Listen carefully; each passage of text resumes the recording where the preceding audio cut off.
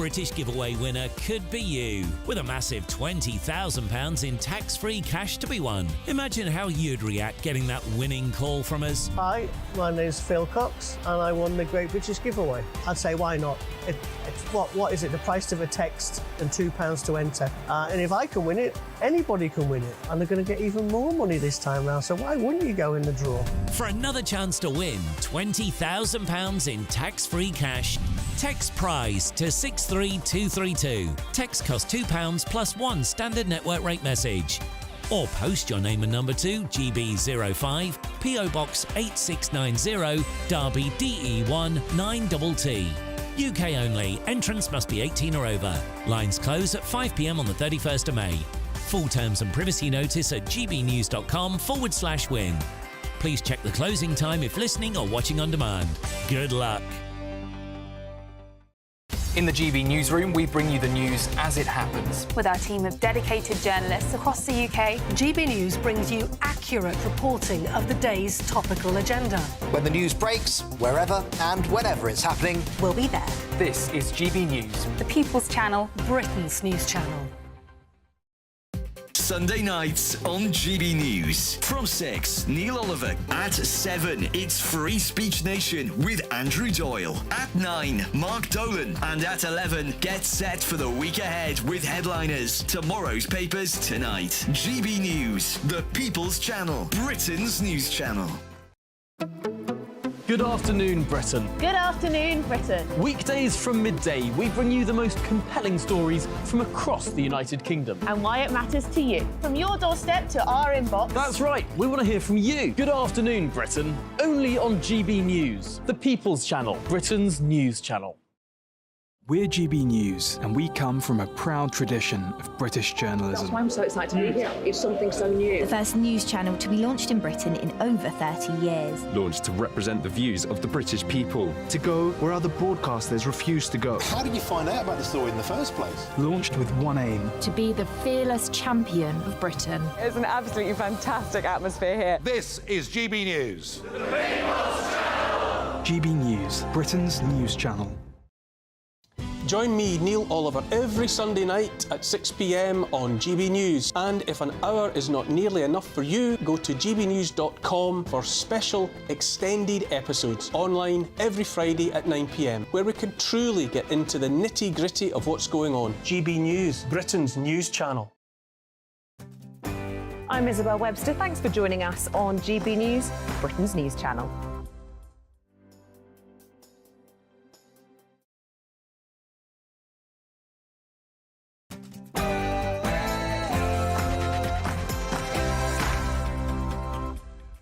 Hello and a very warm welcome to GB News Sunday. Thank you very much for your company this lunchtime. I'm Darren Grimes, and for the next 2 hours, I'll be keeping you company on TV, online and on digital radio. Coming up in this hour, Suella Braverman has slammed Rishi Sunak, saying the local and mayoral election losses are the consequences of his decisions. The former Home Secretary says the Prime Minister needs to own the results and therefore needs to fix it. We'll be discussing what, if anything, the Conservatives can do to save themselves. It's claimed Meghan Markle will stay away from the UK this week. Are you delighted? With insiders saying she's worried she'll be booed by the public. But what will the response be to Harry as he commences his trip for the Invictus Games? And is it a welcome return for the Prince? And Rochdale MP George Galloway has stormed out of an interview today after he was challenged on comments he made last week about gay marriage and actually same-sex relationships in general. We'll be taking a closer look.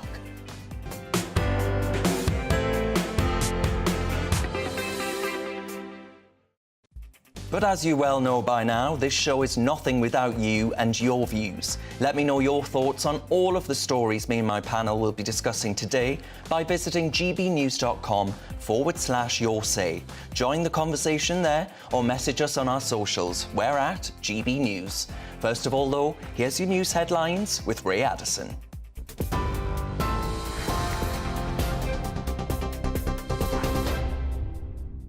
Thanks, Darren. Good afternoon. 1 minute past 1, our top stories this hour. Former Home Secretary Suella Braverman has told GB News that Mr Sunak needs to urgently change course following dire local and mayoral election results. The Prime Minister has promised to take the fight to Labour despite losing 397 council seats and losing control of 10 councils. Ms Braverman says Mr Sunak must make bold decisions. There's no time to change leader, so the Prime Minister is going to be leading us into the next general election, whether we like it or not. What he needs to do to salvage this dire situation is to accept the enormity of the problem, these terrible results, and quickly and urgently change course. So make sure that there are meaningful tax cuts that people can feel and benefit from. Put a cap on legal migration.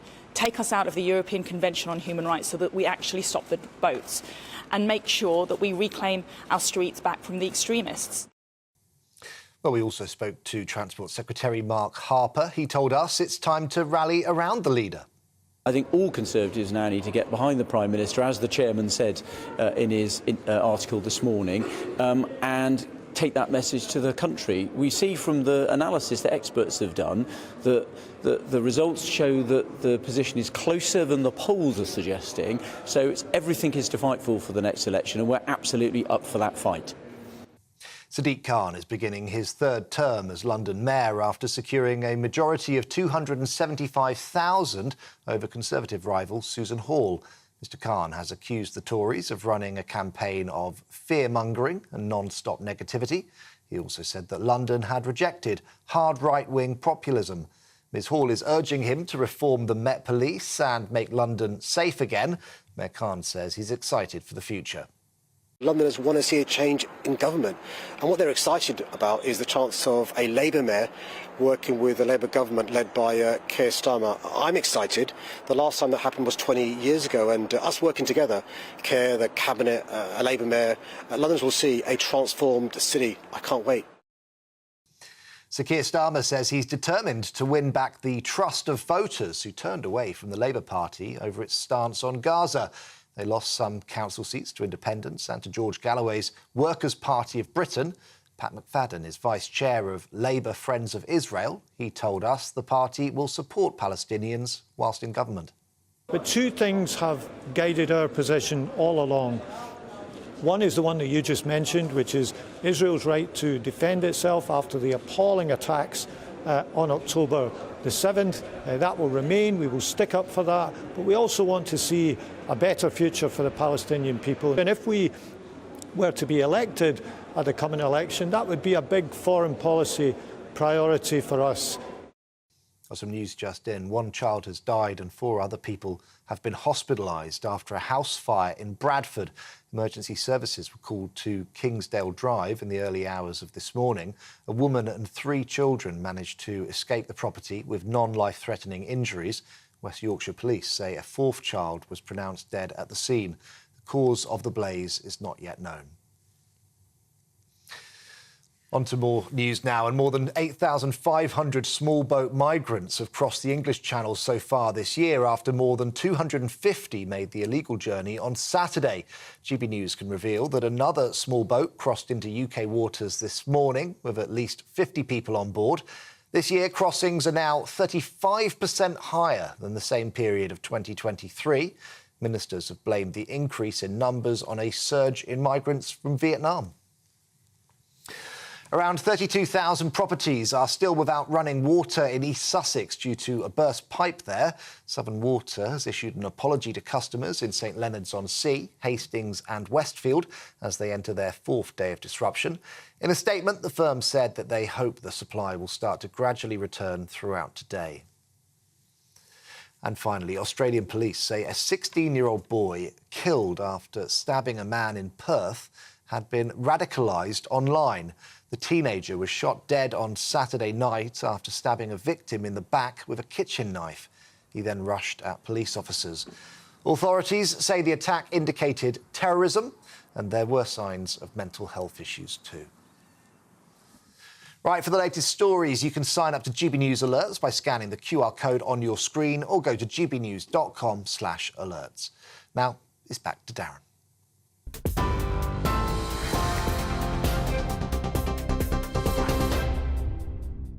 Thanks as ever, Ray. Let's get stuck into today's topic, shall we? It's been a dire weekend for the Tories, I think that's safe to say, with the party losing close to 500 councillors in the local elections, including high-profile casualties like the Conservative Mayor of the West Midlands, Andy Street, who lost to Labour's Richard Parker in a knife-edge vote. Rishi Sunak said he was disappointed but determined to press ahead with his plans to deliver a brighter future for the country. Well, joining me now is GB News political correspondent Olivia Utley, who's in Westminster, and GB News reporter Jack Carson, who's in the West Midlands. Olivia, I'll start with you in Westminster. The reaction to these losses, do you think the Conservatives are accepting that actually things ain't looking too rosy for them? Well, I think the Conservatives are being very realistic about this. They know that the results over this weekend have been truly, truly disastrous. The question is, what do they do about it? Of course, there is a little band of plotters at the centre of Westminster, Conservative plotters, who would like to see Rishi Sunak overthrown before the next election, guys who would like to try their luck with a different leader. But that doesn't seem to be the consensus opinion. Most Conservative MPs think that however bad it's looking at the moment, changing leader, having a fifth leader, I think it is, in as many years, would be an even worse look for the party. So they're sort of reluctantly sticking by Rishi Sunak. There is a question over what policy direction the party should take too. Andy Street, the very well-respected mayor of the West Midlands, who lost his position yesterday in that knife-edge vote, said in no uncertain terms in his very gracious resignation speech that the Conservatives must not tack to the right.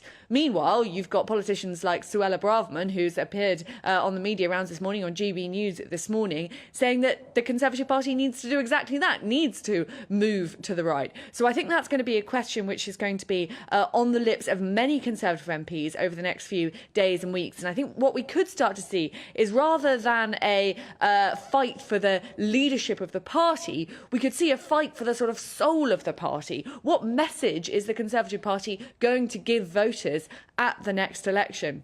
In the short term, though, it very much feels as though Conservatives have accepted already defeat at this general election in 2024. What they're looking at now is damage limitation. They want to make sure that they don't lose the next election too, and that they don't have an opposition so weak in the next Parliament that a Labour government can get through anything it likes. So that's what they're thinking about now. They're not even talking about winning anymore. Yes, Olivia, I just have to reassure our viewers that you're not actually wearing a crown, and it is indeed the London Eye that's behind your head there. But Jack Carson, I'm going to bring in you. It was a very dramatic scene, actually, in the West Midlands, with a recount and then going through it, and it was very close in the end. Just how disappointed must Andy Street be? Well, in a very simple word, after the result, Andy Street, put it quite bluntly that he was devastated to have lost this election. He thought he'd been quite a successful mayor over the 2 terms that he held this position. I mean, he was the first mayor here in the combined authority for the West Midlands. Much of what it is today has been shaped by him. He thought and stood in the election that he could stand on his personal record, bringing in billions of pounds worth of funding to the West Midlands, extending things like the Metro tramway here, investment into housing and brownfield first, but unfortunately it just wasn't enough. There was criticism of Andy Street in the campaign that it was all about brand Andy, but he knew, of course, that the national picture with the Conservatives could well be damaging to him, and in that very much has seemed to be the case here, losing more than 10% of the share of the vote on the change from on the last election of 2021, and Labour not really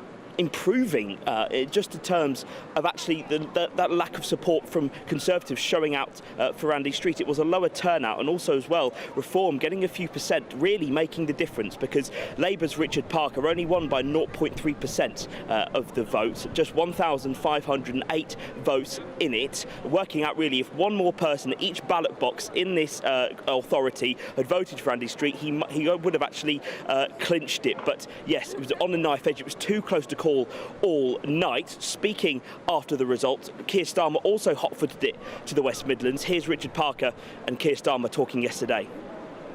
But we haven't only won for our people and the Labour members and Labour councillors and Labour MPs in this region. We've won for all those people that have had their hopes and their livelihoods taken away and so badly damaged by this Tory government and this Tory mayor. And we will change it. It's time for a fresh start. Working with the Labour Party, we'll deliver that, and we start on Monday. What a way to end the local elections in 2024 general election year. We started in Blackpool with a 26% swing, and we've ended in the West Midlands with our new mayor, Richard Parker, as the West Midlands mayor. Of course, a devastating night for Andy Street, but some elation, of course, on the face of Keir Starmer to have taken this mayoralty. I mean, working with the likes of Andy Burnham, as Andy Street did, they'll be hoping that that connection between the West Midlands and Greater Manchester, now that they're both controlled by Labour mayors, might well be stronger. And Richard Parker, I'm sure, has a tough job in the next few years ahead. All right, thank you very much, Jack and Olivia there. We'll be coming back to you later on. Thank you ever so. Now, earlier today, folks, the former Home Secretary, Suella Braverman, she was highly critical of the Prime Minister. There's no time to change leader, so the Prime Minister is going to be leading us into the next general election, whether we like it or not. What he needs to do to salvage this dire situation is to accept the enormity of the problem, these terrible results, and quickly and urgently change course. So make sure that there are meaningful tax cuts that people can feel and benefit from. Put a cap on legal migration. Take us out of the European Convention on Human Rights so that we actually stop the boats. I wonder what my panel think of that. The political commentator Joe Phillips and the leader of the Heritage Party, David Curtin, join me now. Joe, I'll start with you. Where do you stand? Because Alison says absolutely the Conservatives must tack to the right. The silent majority that either didn't vote or voted for Brexit, that's exactly what they want. And if the Conservatives stand any chance, you're going to have to move to the right, and swiftly and quickly. Well, I don't agree with Alison. I think, you know, compare and contrast Suella Braverman with Andy Street. Andy Street, who has been a very good mayor in the West Midlands, has forged relationships across political parties, including, as Jack said just there, with Andy Burnham, his counterpart in Manchester. He's worked very hard for the people of the West Midlands. And in his defeat last night, he was dignified, magnanimous, and he put out a very strong warning that if the Tory party drifts to the right following the reform votes, as it has done, you know, following UKIP and Brexit and everything else, it will lose that core ground, that centre ground. And I think, you know, what you're seeing is Suella Braverman, frankly, might as well join reform and just go there and be done with it. She's not helpful. The things that she's just talked about, Darren, you know, tax cuts, yes, well, we'd all like tax cuts, but, you know, we'd probably like to see some money clawed back from the people who've broken this country, like the water industry, for instance, the people who've ripped us off during COVID on dodgy contracts. She talked about, you know, leaving the European Convention on Human Rights, and she talked about the cap on migrants. I mean, What is really clear from these elections is that people have metaphorically stuck their fingers in the air and gone, la, la, la, la, la, we're not listening to the Tories. The Tories really, as Olivia just said, this isn't about how they win. They've got to work out what they stand for and who they're talking to. I mean, David, the problem is, Joe is right, I think, that, and I'm sure you would agree, that voters have put their fingers in their ears and are simply blocking out anything the Conservatives say. You know, Rishi Sunak has lost his audience. But is Joe right to say that actually the policy direction that Suella Braverman sets out would be the wrong one for the Conservatives to go for? Not at all. I mean, I would say she's half right. I would say she doesn't go far enough. You know, she's not particularly socially conservative in some areas, but she is talking about a cap on migrants, which is very good. She's talking about pushing the boats back to France, coming out of the ECHR, which we need to do, getting rid of this net zero nonsense, this climate alarm nonsense, which the Conservatives have followed. And you can't put a cigarette paper between them and Labour and the Greens and the Lib Dems on this thing, on many of of these policies, and they're not conservative anymore. That's the problem. And it's not just a new issue that starts with Rishi Sunak. It goes right back to David Cameron. Since he became leader in 2005 and he started talking about the big society and he started becoming more communitarian and, you know, the one nation conservatism that you've got, they've left their base. They've left the true conservative voters, and that's continued with Theresa May, with Boris Johnson, and now with Rishi Sunak as well. So the problem for the people, the problem the Conservative Party has is that their members are completely disconnected from the MPs, or maybe I should say the other way round. The MPs that you've got, the vast majority of them, are doing things which most of their members and most of their voters really don't want. So, you know, I would say the opposite of what Joe said, is that they need to go back to true conservatism if they want to do anything in the future. Well, I just to pick up on David's point about the Westminster disconnect, which I think is the same for all parties, actually. But these were local elections, and, you know, the mayoral elections are also local elections. Well, there was a Blackpool South, there was a by-election, so we can clearly see there the same thing happens. In general terms, you know, people were voting for their local councillors, and the Conservatives lost seats. Now, those local people who, you know, represent the Conservative Party across the country on local councils are clearly not there. People want delivery, and that's what Andy Street kept saying. You know, people want to see the government or a party deliver something. 14 years in government, and Rishi Sunak saying, let me get on with my vision. We don't know what your vision is. Well, hang on. Do we know what the Labour Party's vision is? Do we know what they actually stand for? Because it strikes me that they're just saying, we're going to let the Conservative Party implode and float our way to government. Yes, and I think that is a fair point, actually, Darren. And I think, you know, the next election, the general election, whenever it comes, it is the Labour Party's to lose. And I think there is very clear evidence that although people are utterly fed up with the Conservative Party for all the reasons that we all know and have rehearsed many, many times, there's not an absolute overwhelming we want Keir Starmer. You're not in the same position that you were in 1997, and they probably will win. They might not win a landslide, and there is no doubt there are good people in the Labour Party, as there are in other political parties across the board. But I think what the Labour Party is trying to get across is that we need to get a grip on public services. Now, you know, I think people are grown up enough and sensible enough to know that that does mean there's not going to be tax cuts, and probably there are going to be, you know, the quid pro quo of how you pay for that. But we've got, you know, in Stockport, patients have been evacuated from hospital because the roof fell in. You know, you've got kids who are still sitting in porta cabins. You know, these are the real basics, and I think if you can't get them on your local doorstep and you can't get those councillors back in, the Conservatives are in real trouble. David, do you think actually it's as simple as the Conservative Party turning around, as some have suggested, and saying, if you vote for us, we'll give you a referendum on leaving the ECHR? Do you think policies like that would actually bring people to them?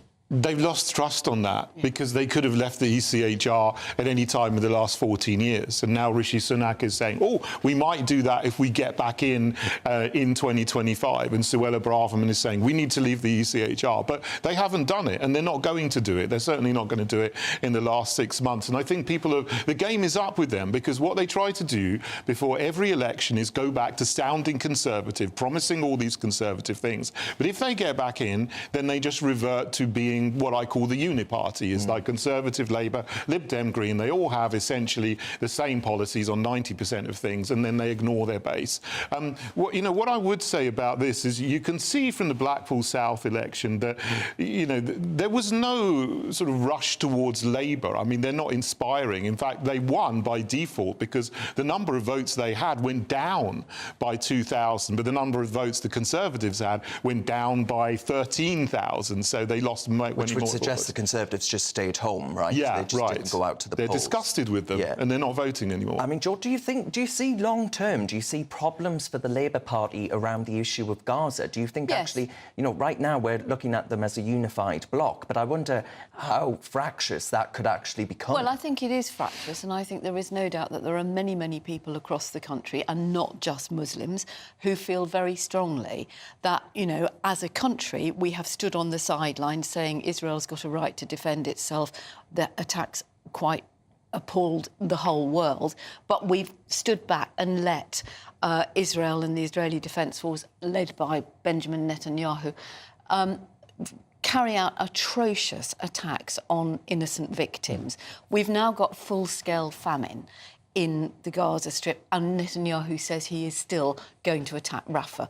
So, you know, what people see, and I think when people see the real suffering and the death and destruction, you know, how do you ever begin to rebuild that? And you've got Donald Trump's son-in-law already trying to sell plots of real estate. Jared Kushner. Yeah. Now, do you agree with Joe on that point? I mean, do you see this being a fork in the road for the Labour Party, where actually on the same issues we've got Suella Braverman saying the Conservative Party needs to go to the right, Andy Street saying they need to go to the centre. The Labour Party are saying, you know, we need to actually be more robust because Jeremy Corbyn wasn't when it comes to the around Jewish people and the state of Israel. And then others saying, well, actually, we need to be unapologetic in our stance around Gaza.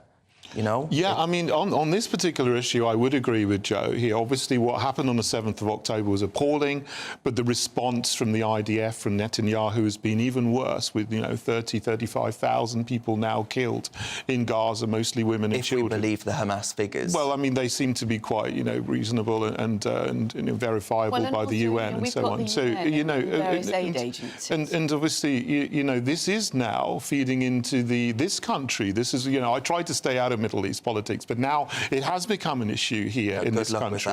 And, you know, obviously you've got a Muslim bloc in certain areas like Oldham, like Rochdale, like Kirklees. Yeah, we'll get on to a bit more of that a bit later on, but we'll leave it there for now. David Curtin and Joe Phillips, thank you very much for now. Folks, you're with me, Darren Grimes, on GB News Sunday. Loads more coming up on today's show, including this. Prince Harry makes a return to the UK this week. Are you excited? But is he a welcome visitor? Well, I'm going to speak to the royal biographer Angela Levin after this short break.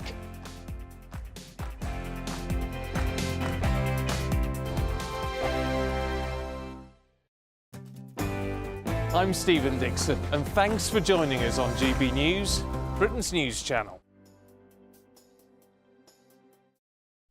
Every Saturday, 10 till 12, we'll bring you all of the news that you need to know. We'll also remind you that there is so much to smile about. It's my favourite time of the week. I get to relax, enjoy some light-hearted stories, and let Ellie teach me about fashion too. That's Saturday Morning Live, every Saturday, 10 till 12. Only on GB News, Britain's news channel. This is GB News, Britain's news channel.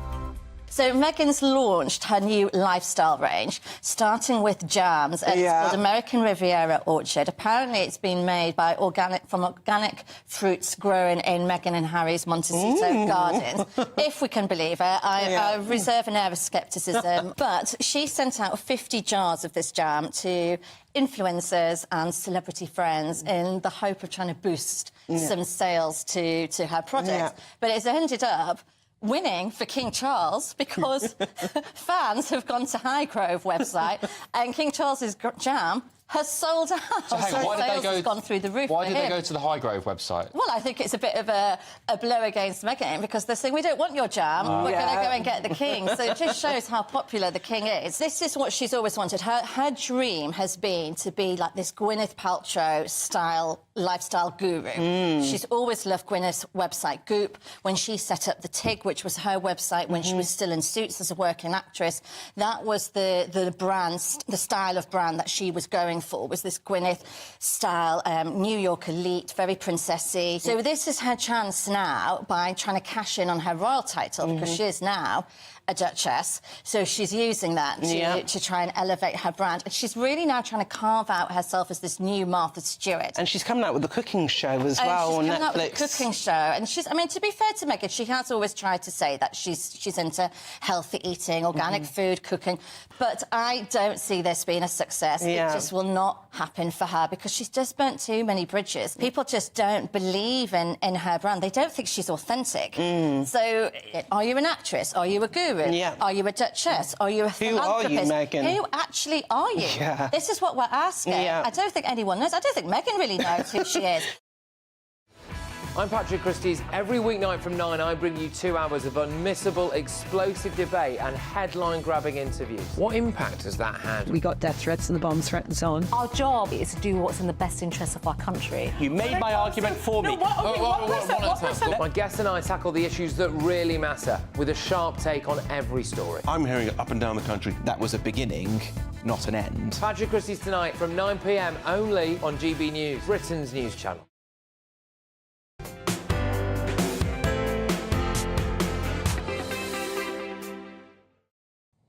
Welcome back to GB News Sunday with me, Darren Grimes, on your TV, online and on digital radio. Now, Prince Harry will jet back to Britain for a special ceremony at St Paul's Cathedral for the 10th anniversary of the Invictus Games on Wednesday.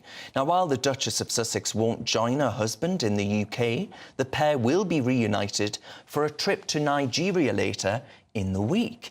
So will Harry reconcile with other members of the royal family during this whistle-stop trip to Britain? Well, joining me now is the royal commentator and biographer, Angela Levin. Angela, thank you for your company, as ever. Do you see any hope of any reconciliation right now, or do you think Harry will ostensibly just be in and out? Well, I think he will be in and out, but that's possibly because nobody really wants to see him. King Charles will, because he's a father, and fathers love their children, even if they go way off and behave very badly. But I can't see how it can happen in the time he's here. Last time he was here very quickly and rushed out and saw his father for, some people say 20 minutes, some people say half an hour. But this time it's going to be particularly awkward because the service at St Paul's Cathedral is going to finish at 6 o'clock, which is exactly the time that the garden party, the first garden party of the year, which King Charles is going to go to, it also finishes at 6. Now, that lasts 4 to 6, the party. And if you imagine, he is vulnerable and he will go around shaking hands with goodness knows how many. I think 300 people are coming. He won't get round, which he usually does on these occasions, but I imagine that he's going to be exhausted. Yeah. And after that, he's going to have a talk with the Prime Minister. So I can't see how that can be squashed in. He's not going to see somebody very late. He used to go to bed very late, 1 a.m., 2 a.m., because he was working, but I don't think he will at all. I also know that Queen Camilla will not let Harry talk alone to his father. She was there last time. He can't be trusted, and I think King Charles is vulnerable. He might say something about his health, which you can absolutely bet will go around everybody because it will make Harry a lot of money. And I'm sorry to be so cynical, but I think that he is in a place that's really still full of resentment. He can't move on. Yeah, Angela, I want to ask you about that because you haven't always been critical of Prince Harry, right? You've documented and followed him for many years now, and I don't wish to sound impertinent. But no. I wonder, the Invictus Games, that was probably, I would argue, one of the greatest things that the Prince ever did, right, or has done and continues to do. Do you think actually the nation has forgotten that all too easily, or do we struggle to see past what the Prince has done? Well, I was with Harry for 15 months to write his biography, 2017, 2018. And I thought he was gorgeous. He was wonderful. He was so clever. He made people who had been wounded in the Invictus Games feel that they could have a life. And he managed to do that somehow in 2 or 3 minutes with each of them. It was incredibly impressive. Meghan's arrived and all that's gone out the window, of course. Many of the people who were going to go to the next one, which is in Canada, have emailed me and said, can you do anything to stop them coming? Of course, I can't. It's not my business. But they feel that it's turning into a royal party. They don't like the fact that Meghan gives speeches now and that she walks in front of people who've won prizes at the Invictus Games, but who have been badly hurt in one way or another. And she walked in front as if she was at some Dior musical thing. These people just don't like it, and they don't want her speeches. You know, that she's sorry she's 3 days late because she had to give her children a milk shout thing, something with milk anyway. And I just think that they feel it's gone too much towards that and not enough to have its original aim, which is that you feel you can live again, you can do things. Yeah. Because It's these important. women and men are really damaged, that they feel they're used to a certain life and now they've lost it. And Harry was good at that, but now it's too full of too much about being royal and who's leading things. All right, Angela. Well, thank you very much for that. I mean, it's said that the Prince is going to be wearing his medals and all the rest of it when he's in town. And it's a reminder, a sad reminder of what we've lost, Angela. But thank you as ever, Angela Levin there with her expert royal analysis. You're with me, Darren Grimes, on GB News Sunday. Plenty more to come on today's show, including what exactly do those historic local and mayoral results mean for Keir Starmer? Is he a dead cert now as we approach a general election? First of all, though, here's the news with Ray Addison.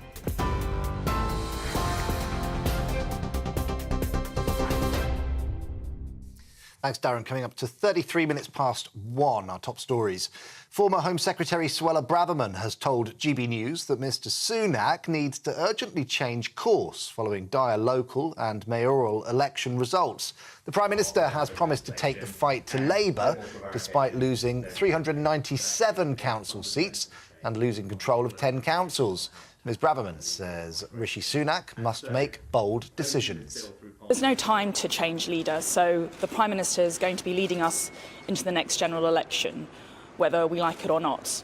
What he needs to do to salvage this dire situation is to accept the enormity of the problem, these terrible results, and quickly and urgently change course.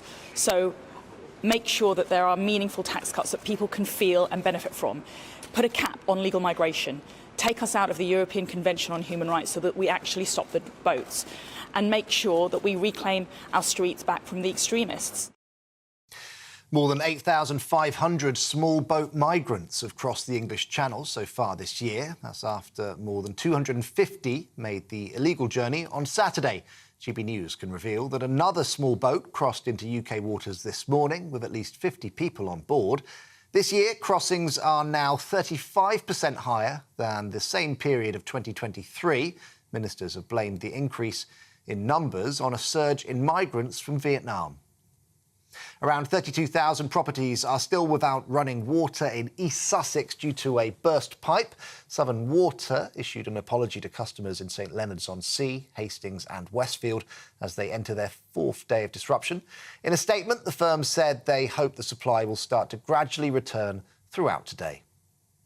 For the latest stories, you can sign up to GB News Alerts by scanning the QR code. It's on the right-hand side of your screen right now, or go to gbnews.com/alerts.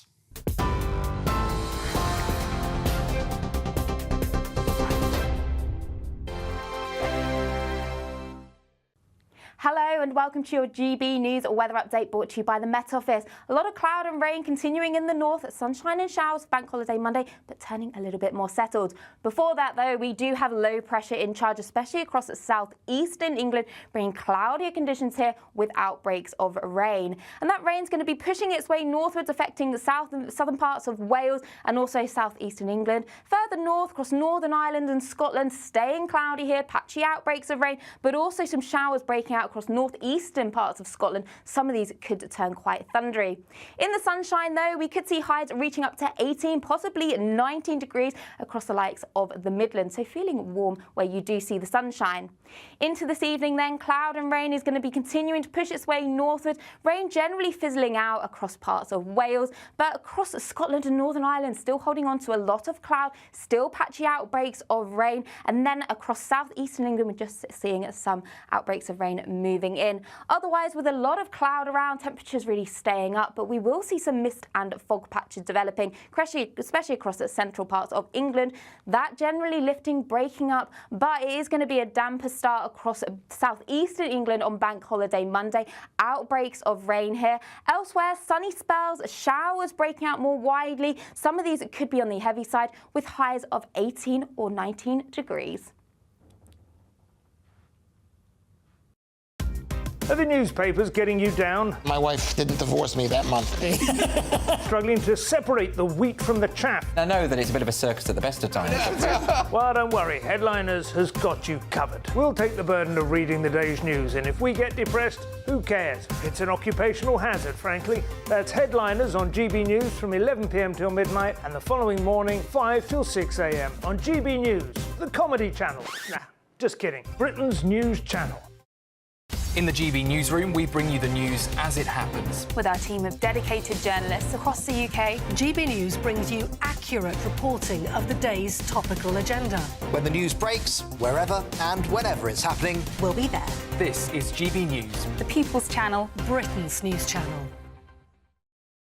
2024, a battleground year. The year the nation decides. As the parties gear up their campaigns for the next general election. Who will be left standing when the British people make one of the biggest decisions of their lives? Who will rise? And who will fall? Let's find out together. For every moment, the highs, the lows, the twists and turns. We'll be with you for every step of this journey. In 2024, GB News is Britain's election channel. I'm Nana Akua. This is GB News, Britain's news channel.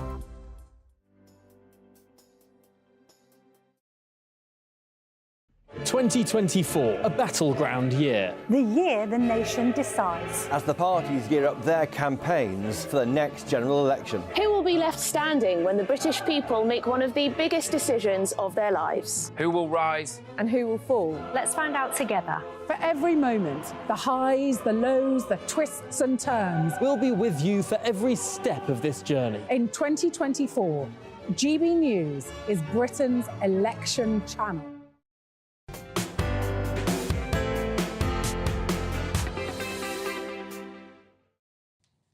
Welcome back to GB News Sunday with me, Darren Grimes, on your TV, online and on digital radio. Now, loads of you have been sending in your thoughts. Thank you very much. It's gbnews.com/your say. On Suella Braverman's comments on the Prime Minister, Gwyn says, love her or loathe her, I believe Suella speaks for the majority of Britain. I think she's what this country needs. Anita says, I'm 80 years old and as far back as I can remember, I've never ever known any Prime Minister or prospective MP, PM, as rubbishy as Fishy Sunak and Flip-Flop Starmer. Not even Cameron. And that's saying something. We need to ditch both parties, take a leap of faith and vote reform. Michelle says, and this is going to lead nicely onto our next guest, folks. Michelle says, if Labour win, Starmer will not be in his position for long. The hard left and Corbynites will oust him. Labour getting anywhere near number 10 will be a national disaster. Well, joining me now, who can answer that question, is the former editor of Labour List, Peter Edwards. Peter, is Michelle right? No, I don't think so. I mean, the chances of a coup against Keir Starmer are pretty much zero. And you've got to bear in mind, whether left or right, anyone who takes their party from opposition to Prime Minister, immediately that happens, they become more powerful, at the peak of their authority. Bear in mind, Jeremy Corbyn is no longer a Labour MP. Of course, there'll always be a spectrum of opinion in the Labour Party, just like at the Tories. But the prospect of Labour winning election, which we hope will happen, and then Keir Starmer facing a coup, is basically below 1%, if not zero.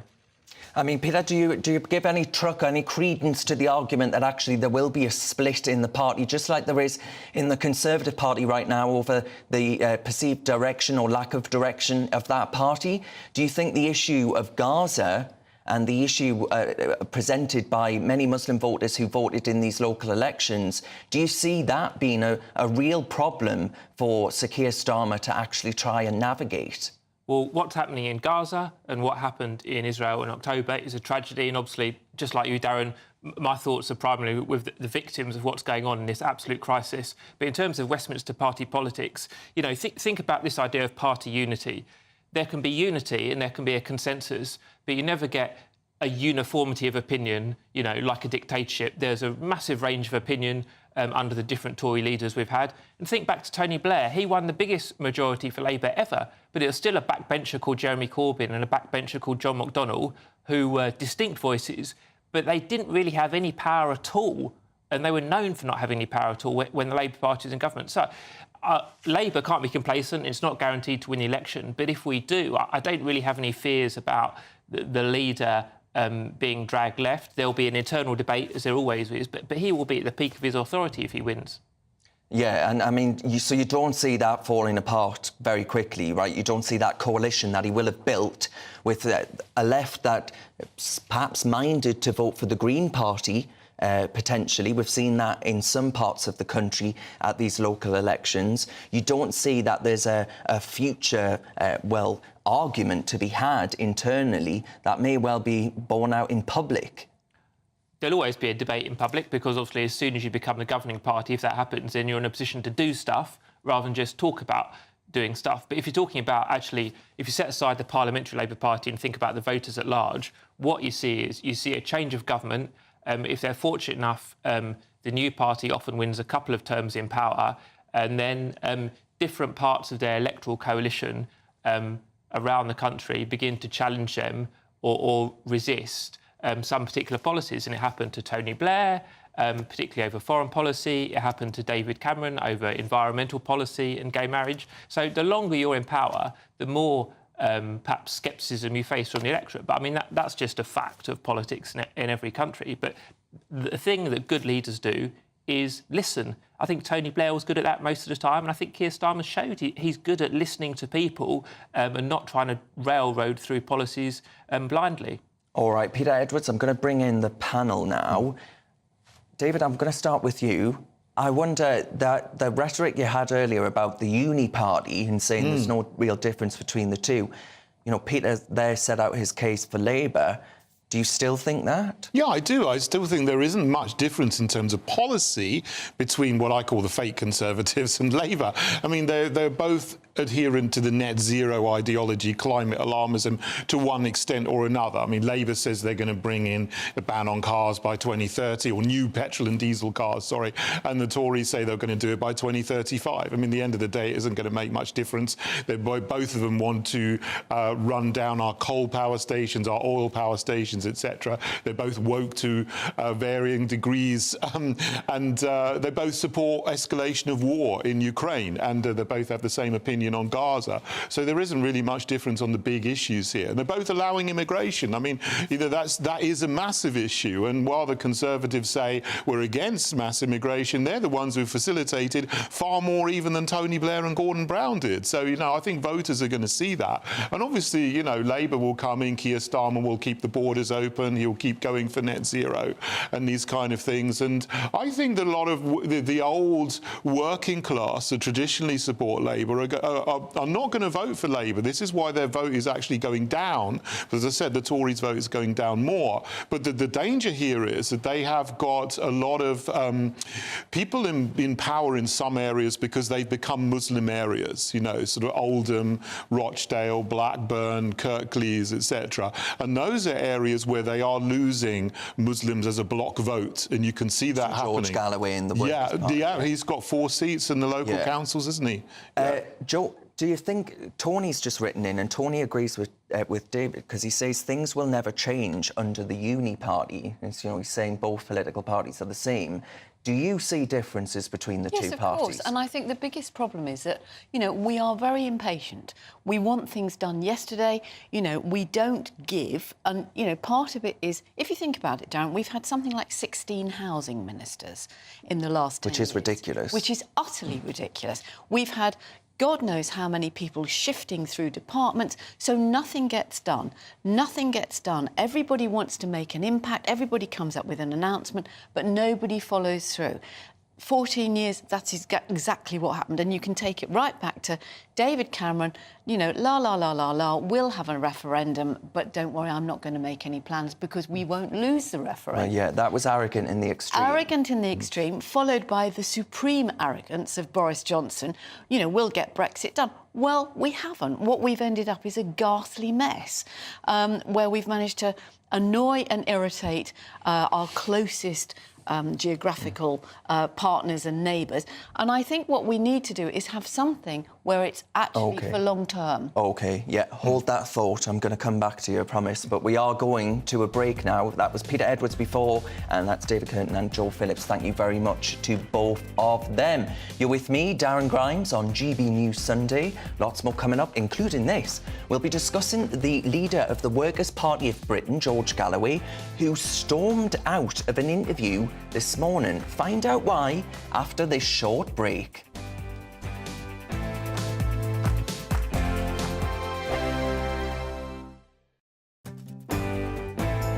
Hello there, I'm Eamon Holmes. Thank you for joining us on GB News, Britain's news channel. Good afternoon, Britain. Good afternoon, Britain. Weekdays from midday, we bring you the most compelling stories from across the United Kingdom. And why it matters to you. From your doorstep to our inbox. That's right, we want to hear from you. Good afternoon, Britain. Only on GB News, the People's Channel, Britain's news channel. Britain's Newsroom. Weekday mornings from 9:30.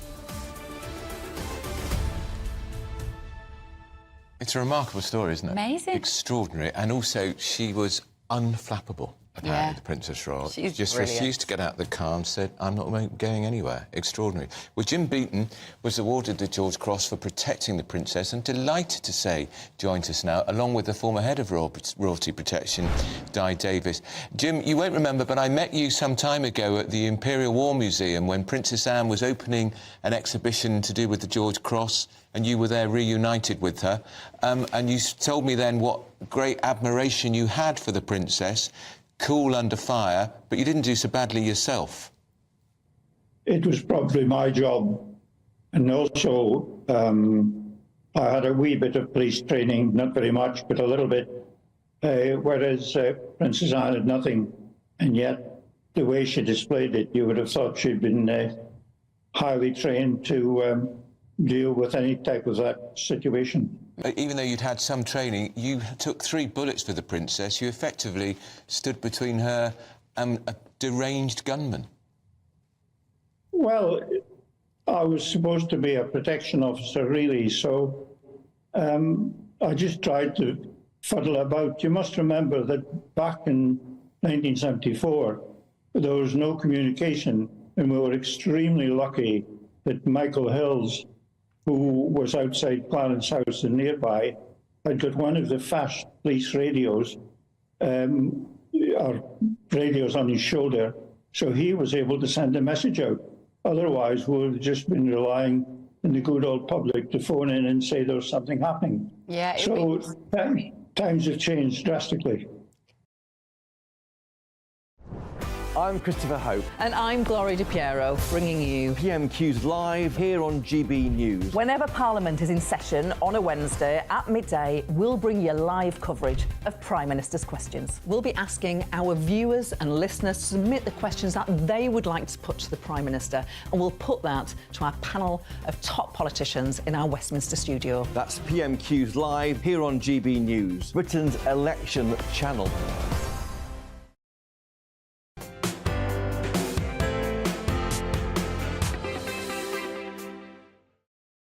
Welcome back to GB News Sunday with me, Darren Grimes, on your TV, online and on digital radio. Now, Donald Trump's hush money trial enters its 3rd week in New York tomorrow. What a circus.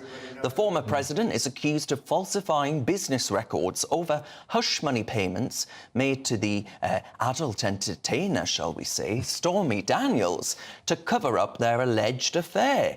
Now, Trump has denied all wrongdoing. I'm still joined in the studio by my panel, political commentator Joe Phillips and the leader of the Heritage Party, David Curtin.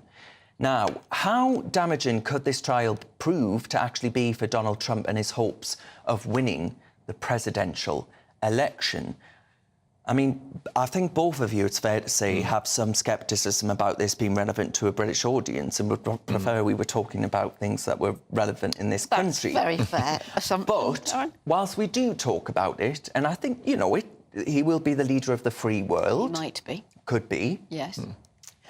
Where do we stand on this being a witch hunt? Do either of you think, by the politics of it, that this is a New York judiciary and therefore biased against the former president of the US? Well, I think so. I do totally agree with you. I mean, this is not the only case that's been brought against him. There seems to be case after case after case and movement after movement, even when he was president, to impeach him and now to get him convicted of something, so he's taken out of the presidential race. And I think this is just such a small issue. I mean, this Stormy Daniels, litigation has been going on for years and years and years. They haven't found something. I mean, I'm amazed that they're coming back with this, more intricacies and details about this to try to pin something on him. And I think, it isn't going to affect his base. His base is just going to see this as an attempt to smear him and to get him out of the race. And it's going to make them vote for him all the more because they're going to see him as someone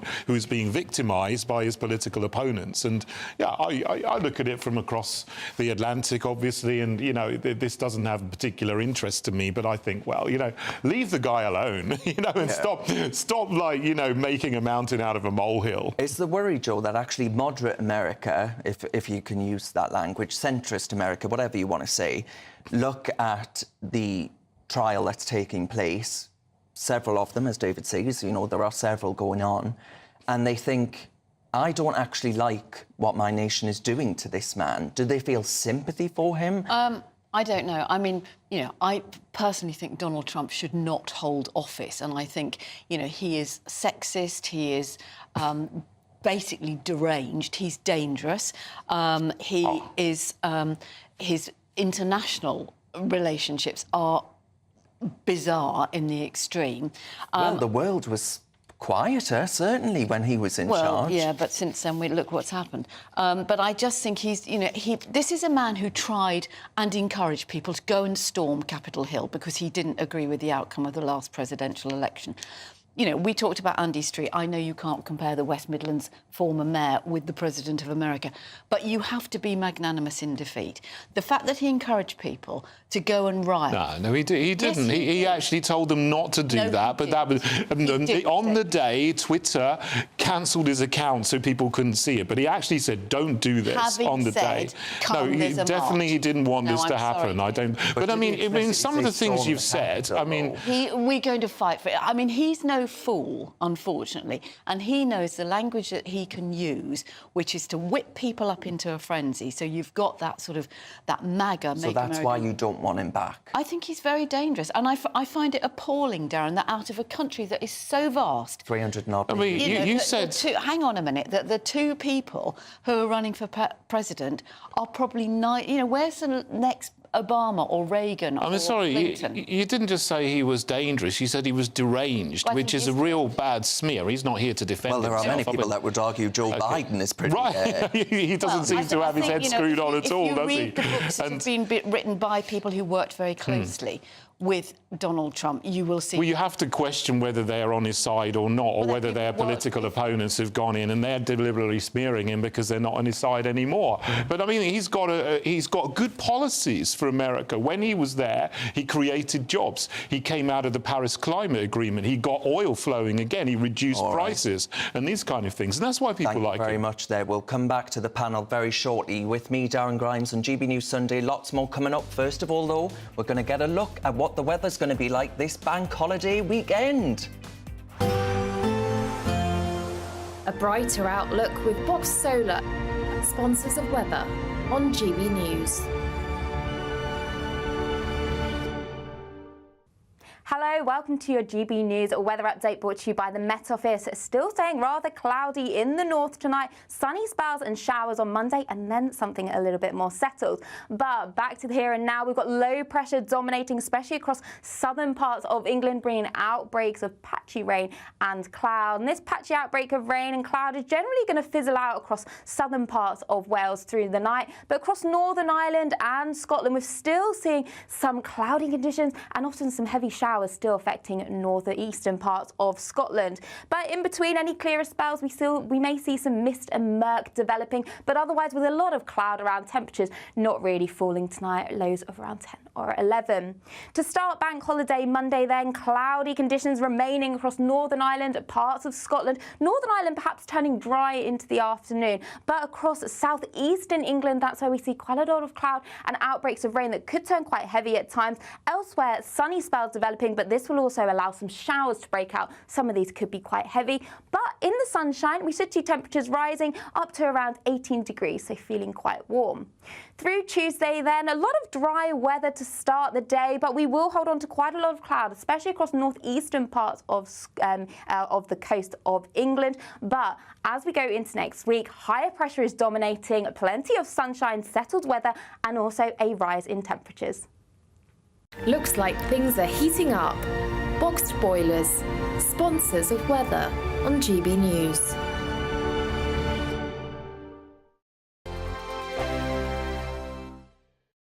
It's the biggest cash prize we've given away to date. An incredible £20,000 that you could use however you like. And because it's totally tax-free, every single penny will be in your bank account to do whatever you like with. £20,000 in tax-free cash really could be yours this summer. But you've got to be in it to win it. For another chance to win £20,000 in tax-free cash, text PRIZE to 63232. Text costs £2 plus one standard network rate message.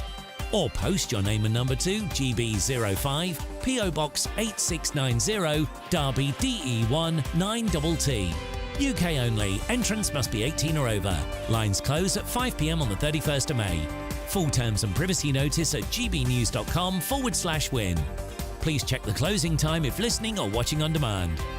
Good luck. I'm Andrew Doyle.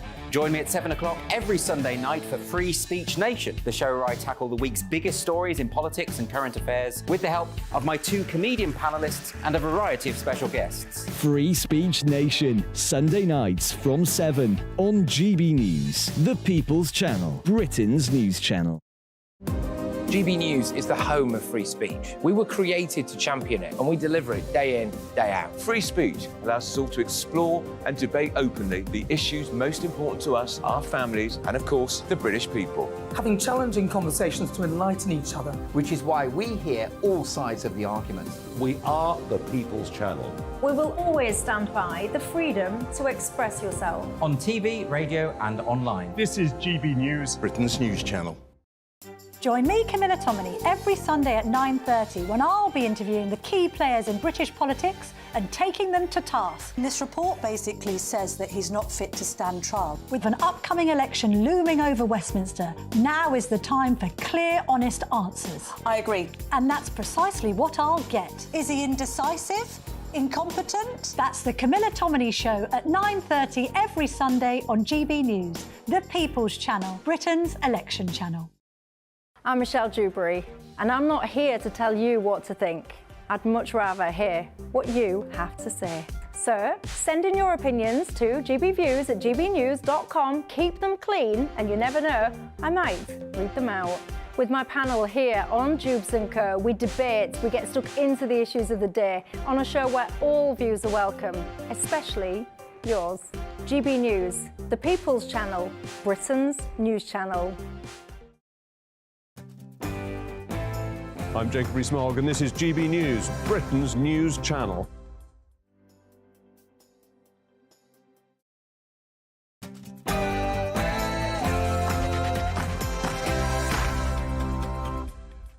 Hello and welcome back to GB News Sunday. Thank you very much for your company this lunchtime. I'm Darren Grimes, and for this next hour, I'll be keeping you company on TV, online and on digital radio. Coming up in this next hour, Suella Braverman has slammed Rishi Sunak, saying the local and mayoral election losses are the consequences of his decisions. The former Home Secretary says the Prime Minister needs to own the results and therefore needs to fix it. We'll be discussing what, if anything, the Tories can do to save themselves. And it's claimed Meghan Markle will stay away from the UK this week, with insiders saying she's worried she'll be booed by the public. Oh dear. But what will the response be to Harry as he commences his trip? And is it a welcome return for the Prince? And the Rochdale MP George Galloway has stormed out of an interview today after he was challenged on comments he made last week about gay relationships and gay marriage. We'll be taking a closer look.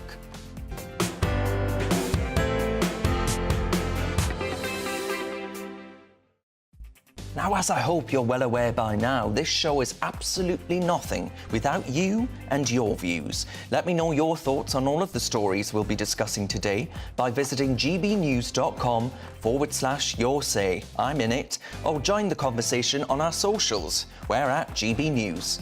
First of all, though, it's the news headlines with Ray Addison.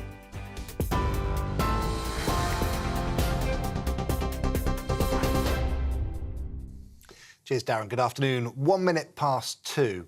Former Home Secretary Suella Braverman has told GB News that Rishi Sunak needs to urgently change course following dire local and mayoral election results. The Prime Minister has promised to take the fight to Labour, despite losing 397 council seats and losing control of 10 councils. Ms Braverman says Mr Sunak must make bold decisions. There's no time to change leader, so the Prime Minister is going to be leading us into the next general election, whether we like it or not. What he needs to do to salvage this dire situation is to accept the enormity of the problem, these terrible results, and quickly and urgently change course. So make sure that there are meaningful tax cuts that people can feel and benefit from. Put a cap on legal migration. Take us out of the European Convention on Human Rights so that we actually stop the boats, and make sure that we reclaim our streets back from the extremists. Well, we've also been speaking to Transport Secretary Mark Harper. He told us it's time to rally around the leader.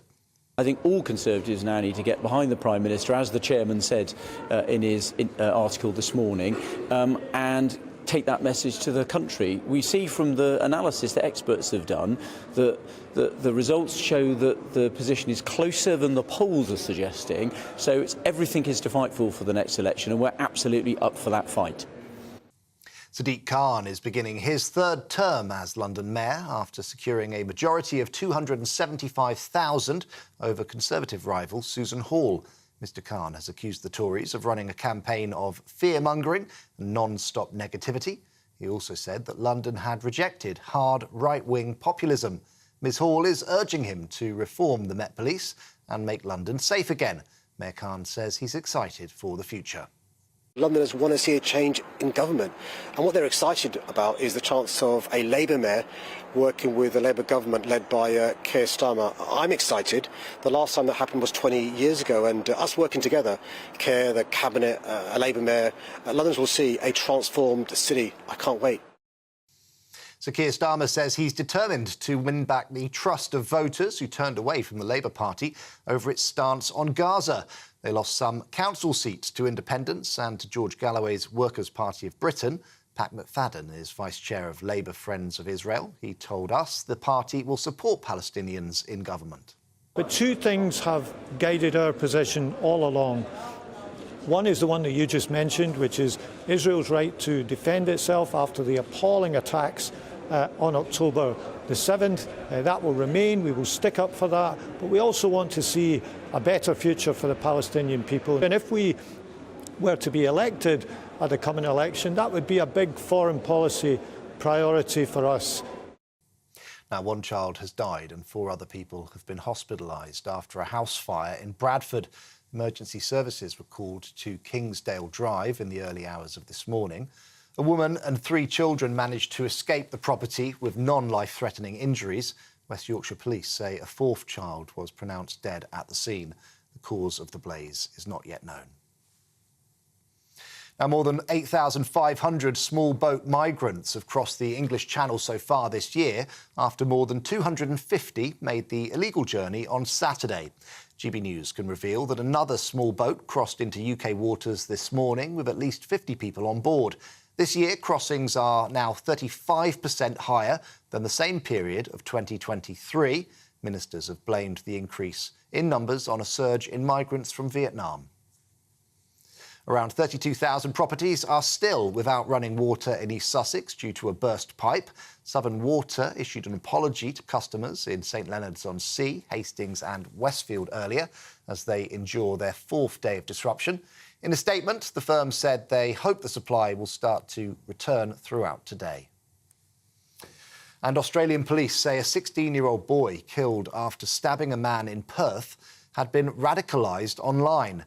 The teenager was shot dead on Saturday night after stabbing a victim in the back with a kitchen knife.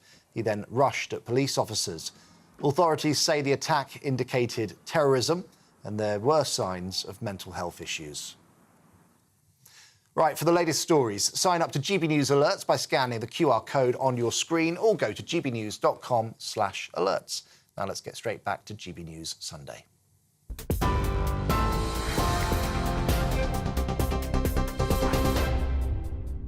Cheers as ever, Ray. Let's get stuck into today's topics. Well, as you know by now, it's been a dire weekend for the Tories, with the party losing close to 500 councillors in the local elections, including high-profile casualties like the Conservative Mayor of the West Midlands, Andy Street, who lost to Labour's Richard Parker in a knife-edge vote. Rishi Sunak said he was disappointed but determined to press ahead with his plans to deliver a brighter future for the country. It was a different picture for Labour, of course, with Sir Keir Starmer's party celebrating gaining just under 200 councillors and Sadiq Khan's historic 3rd term as London Mayor. Well, joining me now is GB News political correspondent Olivia Utley, who's in Westminster, and GB News reporter Jack Carson, who's in the West Midlands. Let's start with Olivia. Olivia, a horrible set of results for the Prime Minister. An awful set of results, and the final blow was losing Andy Street, the very popular, hard-working Mayor of the West Midlands, yesterday. The question now is, where does the Conservative Party go from here? There are a group of plotters who would like Rishi Sunak overthrown, but there isn't sort of mainstream appetite from that in the main party. As you saw from Suella Braverman there, most people think there simply isn't time. So what do the Conservatives do? Well, what I think we're going to see a lot of in the next few weeks and months is a fight for the soul of the party. As Andy Street departed, he said that the Conservative Party must stay in the centre, mustn't tack right. Meanwhile, you've got people like Suella Braverman saying that is exactly what the party does need to do. It does need to appeal to the right and quash that reform vote. So I think we're going to see a lot of Conservative infighting in the next few weeks, and it could get quite ugly. Yeah, Jack, I mean, what's the response been in the West Midlands? It must have been a pretty big hammer blow. It certainly is for the likes of Andy Street and the Conservatives here, of course, who had 2 terms as Mayor of the West Midlands. He was the first one to lead that combined authority. Much of what it is today is because of how Andy Street has shaped it, bringing in billions of pounds worth of investment for this region, which it certainly benefited from. He was very much focusing his campaign across the last few weeks on what his record was here as Mayor of the West Midlands, trying to step away from that national brand of conservatism, which he knew might well damage him. In the end, it wasn't enough for Andy Street, of course, as Richard Parker and the Labour Party won here late last night. It was literally on a knife edge, only 0.3% of a percentage point in the vote here, and 1,500 voters here. I mean, there was some criticism of Labour, of course, here. Many Muslim communities voted for the independent Yaqub, which will probably, and we've seen, could be a problem for Labour over the course of the next few months heading towards the general election with that vote. But yeah, Andy Street standing on his platform, criticised for maybe being too much brand Andy, but in the end that damage that the Conservatives to that Conservative vote across the country is ultimately what lost him the election here.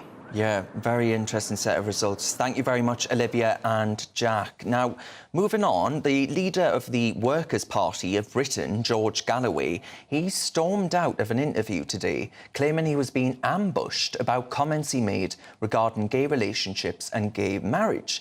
Let's remind ourselves of what the Rochdale MP said last week when speaking about what his children were being taught in school.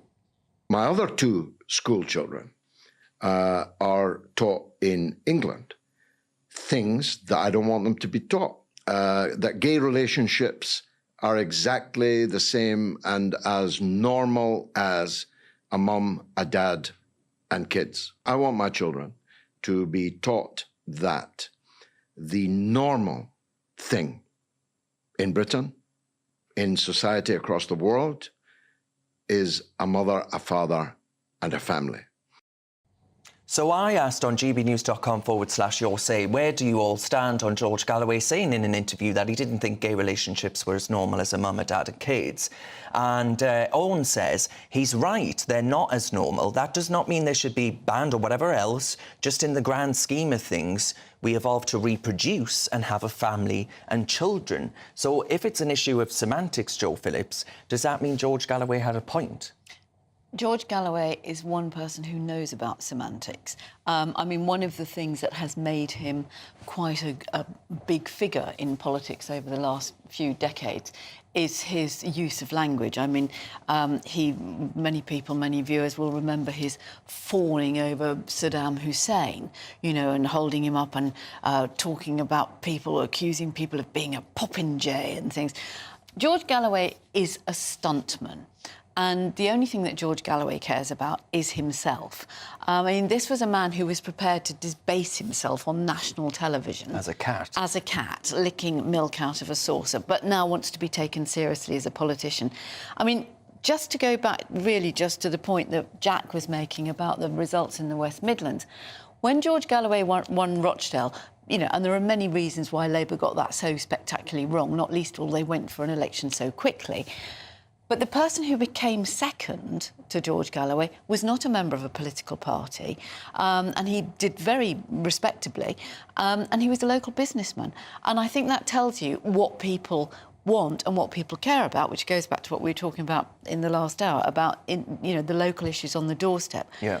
And I think people from the Workers' Party will soon realise that actually George Galloway isn't interested in anything that doesn't give him a platform. All right. I mean, David, bringing you in, Helen's written in, and Helen says, I could reply to the question I asked, but she says I would get deactivated. So I assume she's got some robust words for George Galloway. But she says George Galloway needs to get himself in the modern world. Do you agree? Well, I don't know. I quite know what that means. I mean, he is in the modern world. He is living, and he's an MP. No, I totally agree with what he said on Novara Media last week. That was the clip from there. And I think I'm looking into this in detail, and I think what he was complaining about this morning is that it's LBC, wasn't he? It was on this morning. They showed that clip that you've just shown there, but he said more. He mentioned gender ideology as well, and he mentioned his kids' education in Scotland. So there was a lot more that he wanted to say and put across, and they clipped it in a way obviously he didn't like. You know, you can't take your pick if you go on a show. But you know, he's saying now things that I've been saying for many, many years. And what he was talking about specifically is this relationships and sex education, which is in schools, comprehensive sexuality education, its various brandings around the world. And kids now, even in primary schools, are taught things which are blatantly and overtly sexualizing in a way that never happened before. So there's all this gender ideology where they're taught there's 79 genders and they can pick what they are on any day of the week. And also there's this other idea which some people think is more benign, but it's not, that there's all different kinds of families and children need to be taught this because it's inclusive. And I think what George Galloway said is what millions of parents around the country would like to say, but they're afraid of saying because they're put down and smeared if they say this. I just want my kids in school to be taught that a family is a mother and a father and kids, not, you know, 2 men or 3 women or 2 men, a woman and a donkey. And that's absolutely right. Do you think that's abnormal, same-sex relationships? Well, it's a lower percentage. No, I'm asking you, do you think it's abnormal? I'm answering in the way that I want to answer, and it's a lower percentage than heterosexual relationships. Now, there are some people who have homosexual relationships for whatever reason. There's a lot of evidence to suggest that childhood abuse can cause a change in sexual orientation, and this is borne out by research. I mean, George Galloway didn't mention that. I mentioned that 7 years ago, and I got in Pink News. They wrote a whole piece on me for saying that. But I mean, it is a normal family. It's a mother, father, and children, and it's right to say that. That's your opinion. Joe, I just want to ask you, do you think actually that there will be a split on the progressive left around these issues? Because George has made himself the champion of Gaza in Britain, or he'd like to think so anyway. He's got an ego big enough. And he's now saying all of these sentiments that may well, with, dare I say, a lot of the Muslim electorate enamour him to them. So will there be a split within the progressive left? Because we had Green Party politicians winning on Gaza tickets yesterday, standing up shouting Allahu Akbar and all these things that counts. Will there be a fork in the road for the progressive left? I think, well, 2 things. One is I think George Galloway is very canny about tapping into the disaffection in the left, particularly. I mean, he's going to get far more from the left, if you like, than he is from the right, even though some of his views would, in my view, be incredibly right-wing, not least of all his views on same-sex relationships. But I think, you know, what you've also seen, as you rightly say, the Greens picking up quite a lot of it. I think what's really interesting, and I've had this conversation with Richard Tice, actually, on GB News. It's one area that we do agree on, that our current voting system, the first past the post, doesn't truly reflect the differences of opinions. And so you're seeing independents, you're seeing the Greens, you're seeing the Lib Dems, you're seeing probably David's Heritage Party, you're seeing other parties or no parties picking up votes. And what the public, the voting electorate, have learnt to live with, I suppose, and to use their votes is if they want to get rid of somebody, they need to be less tribal and vote for... Tactical. Exactly. So they need to be more canny, which I think people are. But I think there is a feeling now that, you know, there are so many votes that are not for the person who actually gets elected. There are more people voting against or not voting for, that it's not a fair reflection. So I think, you know, it is time, maybe it's not a priority for Keir Starmer or for the next Tory leader, but it is something we need to look at, I think. That same question to you, David, but also Mark has replied, and Mark says, to be honest, I think Galloway is pandering to his targeted audience. Is that what this is? Certainly. I mean, he stood for Rochdale, didn't he? And in Rochdale, there are a lot of Muslims, and they're concerned about Gaza, and they're concerned about relationships and sex education in schools, and that's what he mostly campaigned on, because that was the target audience. He got the votes, and he got elected as an MP. And now you can see many of his candidates are from the Muslim community, and the Workers' Party of Britain is targeting that audience in those areas. Because I know that you'll be as concerned as I am, that 3 years on from the Batley Grammar School incident, showing a cartoon of Mohammed, that the teacher is still in hiding and has absolutely no plans to ever come out of hiding because he's so scared for his welfare. Are we as a nation heading down a really divisive and dangerous path? Yeah, I mean, you can see this happening. This has been happening for decades now, obviously, with mass immigration coming in, and then there are areas where there are big Muslim communities. I mean, I would have some common ground with them, obviously, on, you know, protecting children from these kind of things that are coming into them in schools. But then in the area of freedom of speech, everyone should have freedom of speech, you know, to say what they want. But I do think when you're in schools, when you've got other people's kids, that you need to use your freedom of speech wisely wisely, you know, which is something that maybe, you know, the whole issue of the Batley Grammar School, that hasn't been talked about. But, you know, I mean, it's appalling, of course, that there's a teacher still in hiding. And why aren't the police helping that person to be able to live a normal life, obviously? But no, this is something we're going to see more and more of as the percentage of Muslims in the country increases. And George Galloway is going to capitalise on that. I must just take issue with the fact that you seem I'm sure you will take issue. Yeah, Go well, on, that's why we're wicked. here, isn't it? I mean, but just to, you know, infer that it is Muslims who are responsible for attacks and violence. Who kills? I didn't say that. I didn't say. Well, I didn't say. I never said Muslims are all solely responsible for attacks and violence. So that's not. You're inferring that. I didn't say that. Well, I am inferring it. Therefore, it isn't. But you're incorrect. That's the semantics. Well, I'm not. Who killed Joe Cox?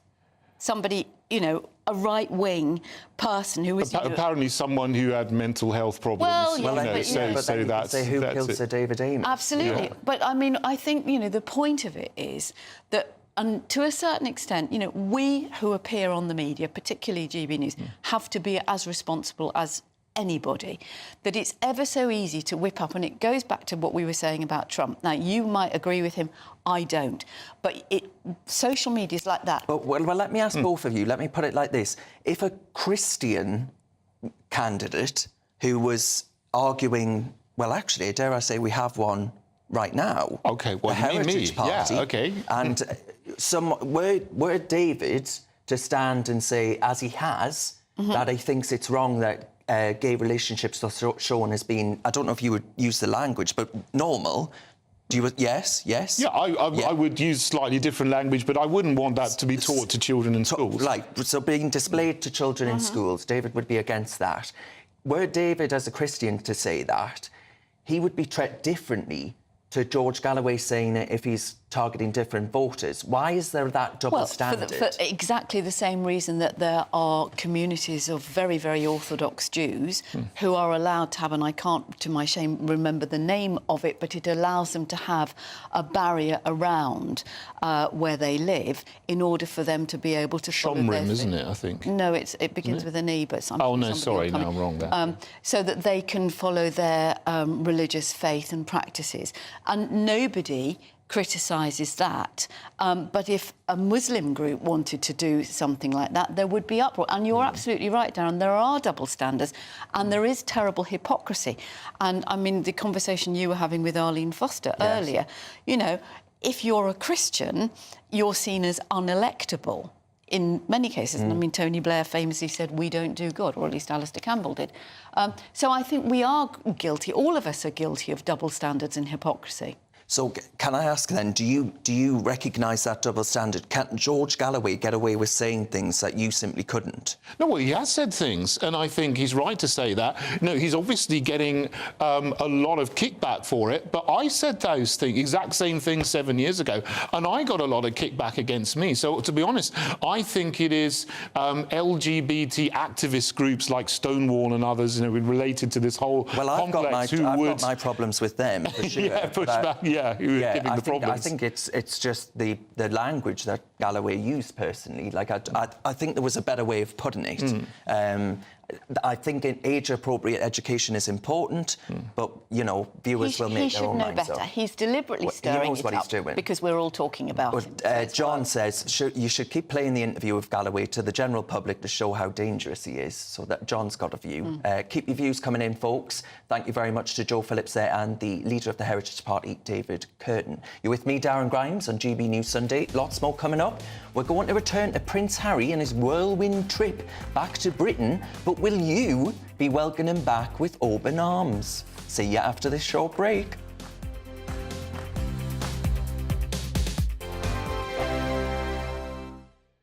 (2024), a battleground year. The year the nation decides. As the parties gear up their campaigns for the next general election. Who will be left standing when the British people make one of the biggest decisions of their lives? Who will rise? And who will fall? Let's find out together. For every moment, the highs, the lows, the twists and turns. We'll be with you for every step of this journey. In 2024, GB News is Britain's election channel. GB News Breakfast. every day from 6 a.m. I don't think you can go and watch a Shakespeare play unless you already know it. It's almost like you have to understand the story and the characters, and perhaps have even done a bit of reading into it. Because if you went completely blind, especially in today's world where we don't speak in that kind of way, it is, I think, probably a bit alienating. But Dawn is saying it is alienating at the moment because of the lack of representation. You know what, the actual phrasing they use, right, OK, the disproportionate representation propagated white, able-bodied, heterosexual, cisgender male narratives. I'm sure there's people sitting in a room going, what's the most ridiculous thing we can come up with today? Yes. But really, just chuck all these words at it, cisgender, and it's just insane. Of course, Shakespeare was what it was back in the day, and that's why it's mostly blokes and they're mostly white. And lots of speculation that he was actually gay, isn't there? Because he never really saw Anne Hathaway very often and stayed away a lot of the time. I don't know, maybe he was a big He might have gay been icon. transgender for all I know. I mean, I don't... Biggins, I'm looking at you. No, I think you're right. I mean, you know, I think that goes for the profession too. I mean, I do think I mean, I remember seeing Macbeth in London with Judi Dench and Ian McKellen, and it was one of the most exciting evenings ever. And it was a cold night at the Donmar Theatre, outside and inside, and that gave it atmosphere. There are certain things, and you go along and see something else, and you think, I'll walk out in the interval. Yeah. Macbeth is a sexy play, though. Let's talk about, there's so many. Can I Live to Be 100? Oh, this is depressing. I think it is depressing. I like to stay here now. I don't want to live to 100. don't say that. I'm right behind you. I don't even want to. My father died at 63. That'll be me gone this year. Join me, Neil Oliver, every Sunday night at 6 p.m. on GB News. And if an hour is not nearly enough for you, go to gbnews.com for special extended episodes online every Friday at 9 p.m, where we can truly get into the nitty-gritty of what's going on. GB News, Britain's news channel. I'm Andrew Pearce. This is GB News, the People's Channel, Britain's news channel.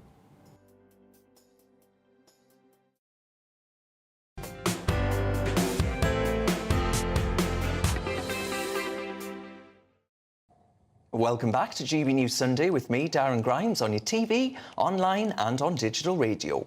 Now, before the break, we were discussing those controversial comments made by Rochdale MP George Galloway. Lots of you have been sending in your thoughts. Adrian says, it does not matter whether a child is in a household with gay or straight parents, as long as they're in a loving home.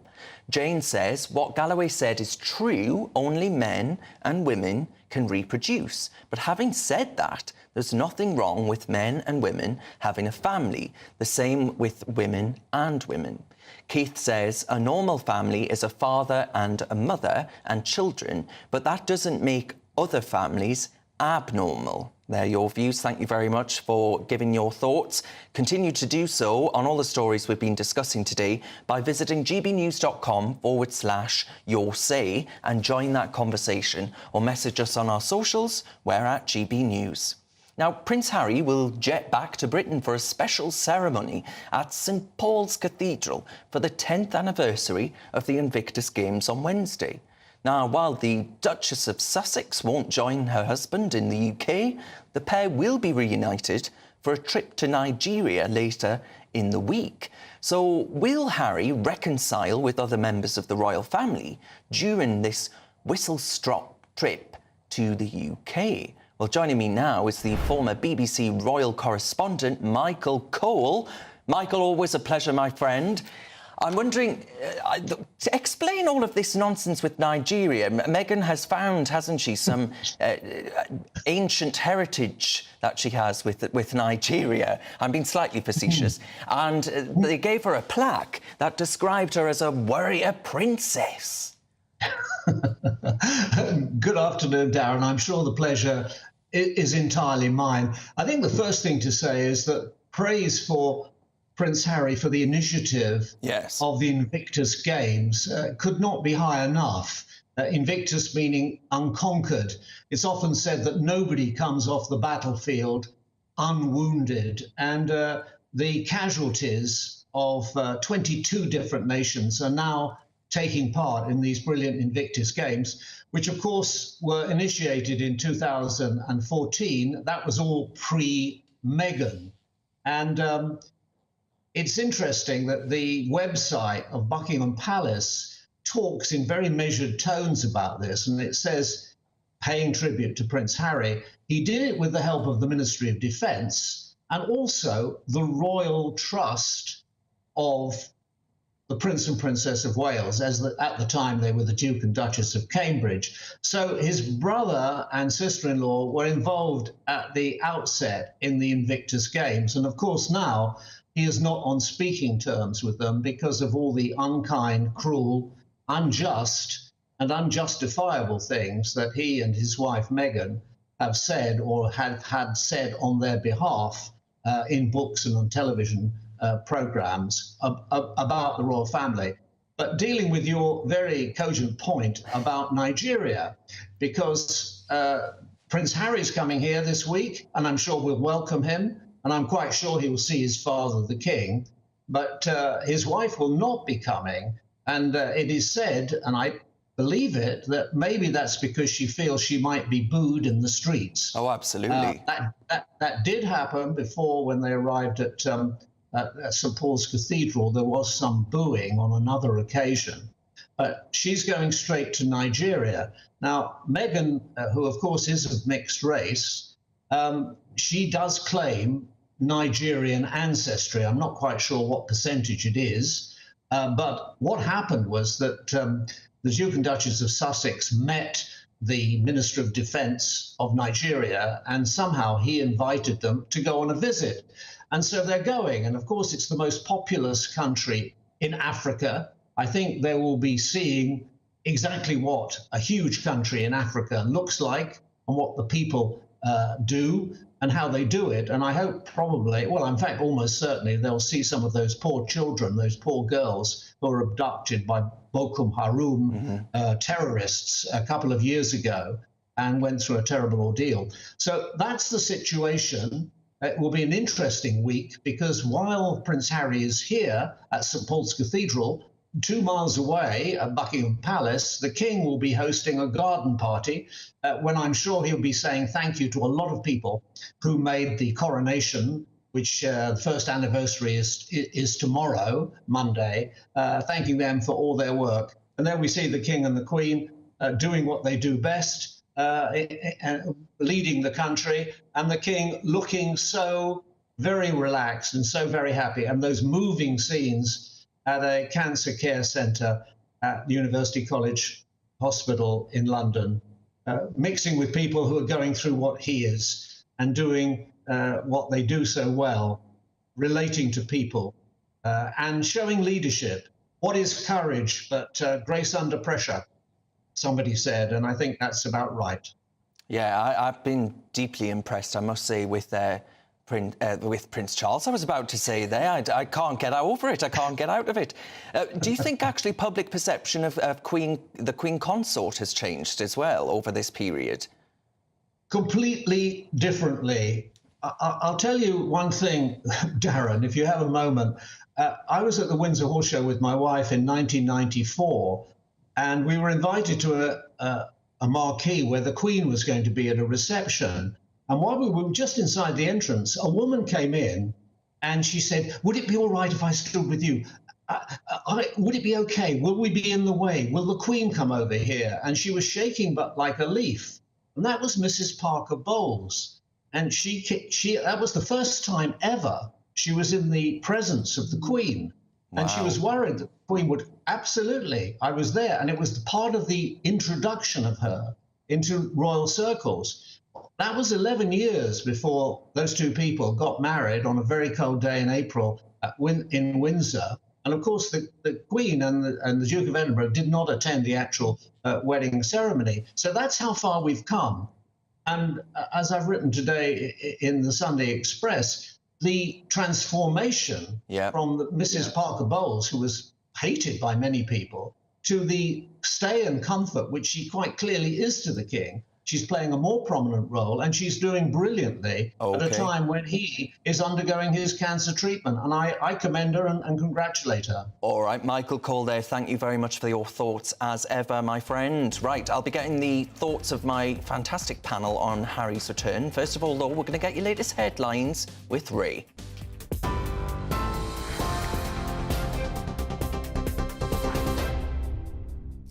Thanks, Darren. It's 2:34, our top stories. Former Home Secretary Suella Braverman has told GB News that Rishi Sunak needs to urgently change course following dire local and mayoral election results. The Prime Minister has promised to take the fight to Labour, despite losing 397 council seats and losing control of 10 councils. Ms Braverman says Mr Sunak must make bold decisions. There's no time to change leader, so the Prime Minister is going to be leading us into the next general election, whether we like it or not.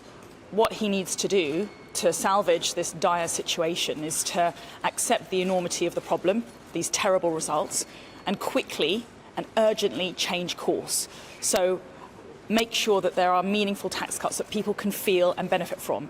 Put a cap on legal migration. Take us out of the European Convention on Human Rights so that we actually stop the boats, and make sure that we reclaim our streets back from the extremists. A 10-year-old girl has died and 4 other people have been hospitalised after a house fire in Bradford. Emergency services were called to Kingsdale Drive in the early hours of this morning. A woman and 3 children managed to escape the property with non-life-threatening injuries. The young girl was pronounced dead at the scene. Police have confirmed that the fire is not being treated as suspicious. And the National Crime Agency has arrested a man in Preston on suspicion of facilitating illegal immigration to the United Kingdom. The 38-year-old, who claimed to be an Iraqi national, is suspected of organising 2 cross-channel small boat crossings in November and December of last year. He was detained as part of an investigation into an organised crime network. Right, for the latest stories, you can sign up to GB News Alerts by scanning the QR code on your screen or go to gbnews.com/alerts.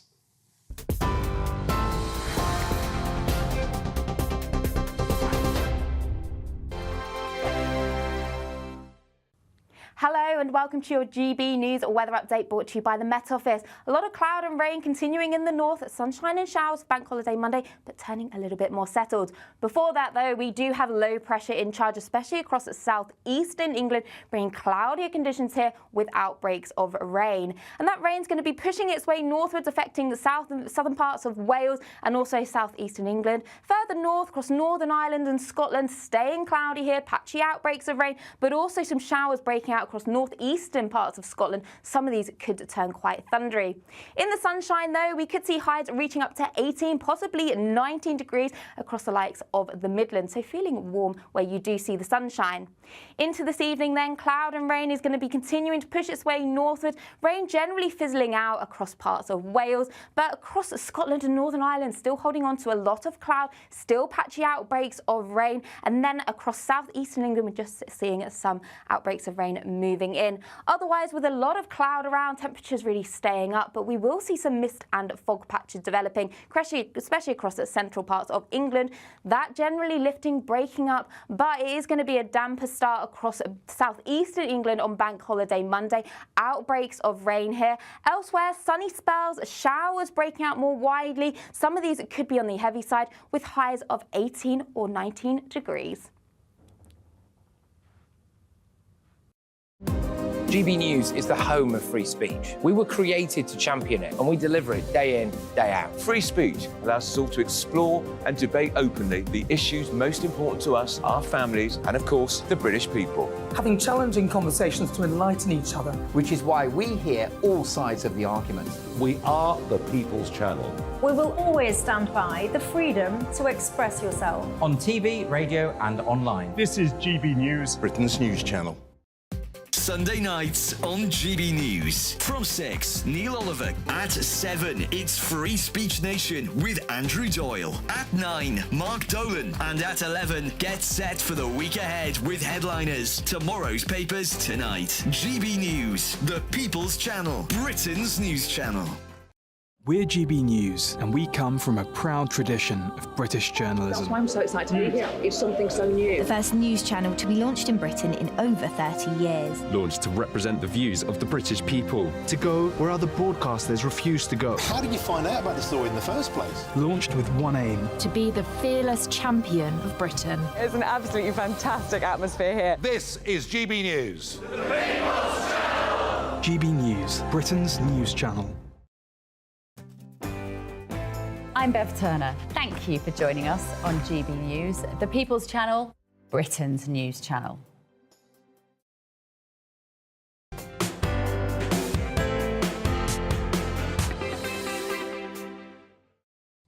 Welcome back to GB News Sunday with me, Darren Grimes, on your TV, online and on digital radio.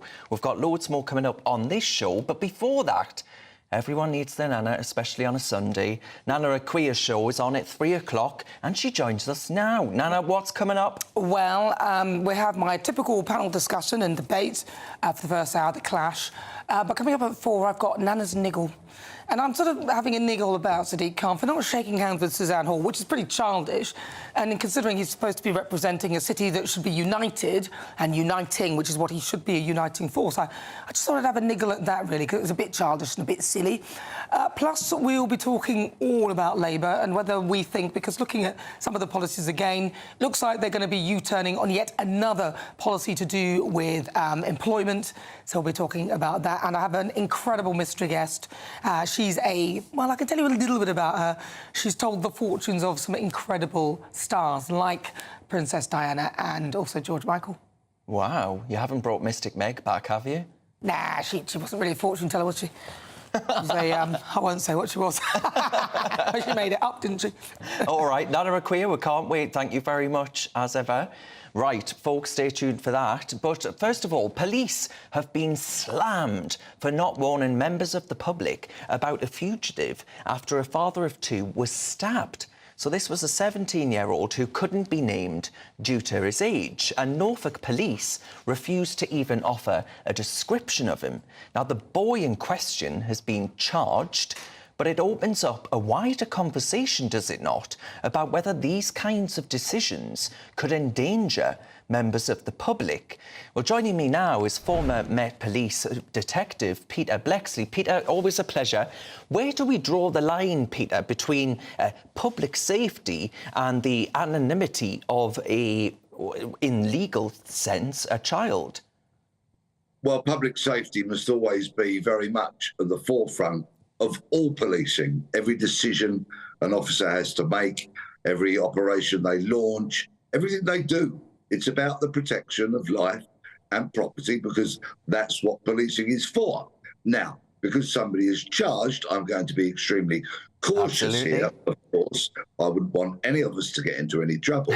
But what I suspect may have happened is that because the alleged offence that may have been committed here was said to be by somebody known to the fugitive, a police officer may have made the decision that this fugitive did not pose a risk to the wider public, possibly. And I'll leave that there. But let's look at a hypothetical situation, perhaps, where a young person, a child in the eyes of the law, aged 17, for example, goes on the rampage, and let's hope this doesn't happen, but in a public space, and injures a number of people.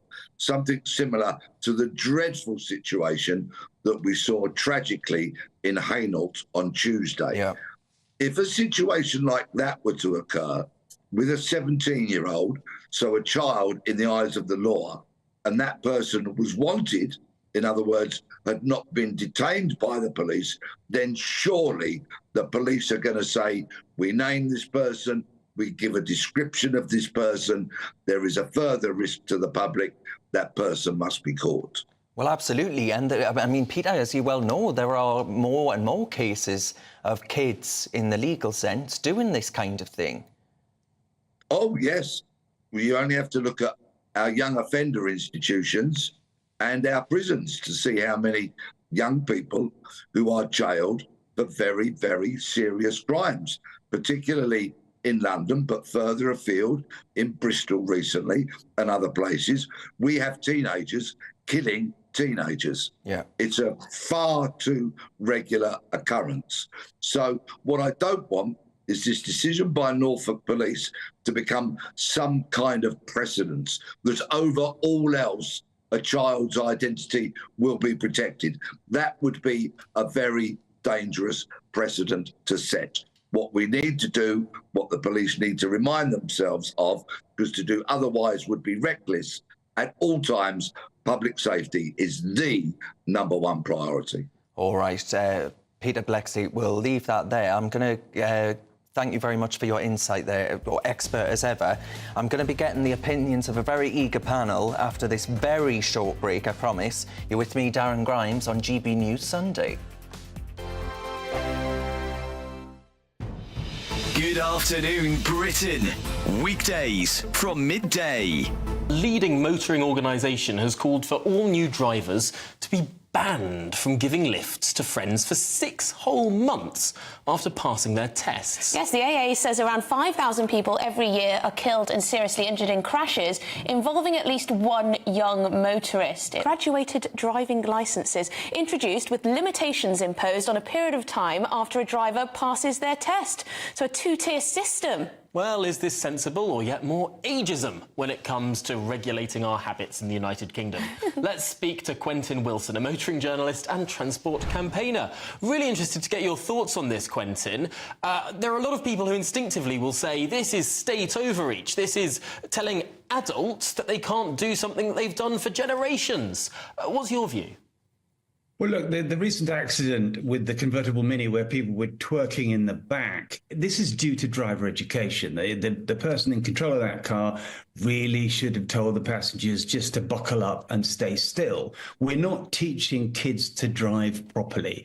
We expect them to do all this stuff below the dashboard, grinding of gears, hazard perception, positioning of car, in this very, very small time window, when we should be doing it from school age, teaching hazard perception. So I've been a patron of an organisation called Young Driver, who's delivered 1.4 million lessons to 11 to 17-year-olds on private land with ADI qualified instructors with dual controls. And the accident rate for that group is 4%. The national average is 20%.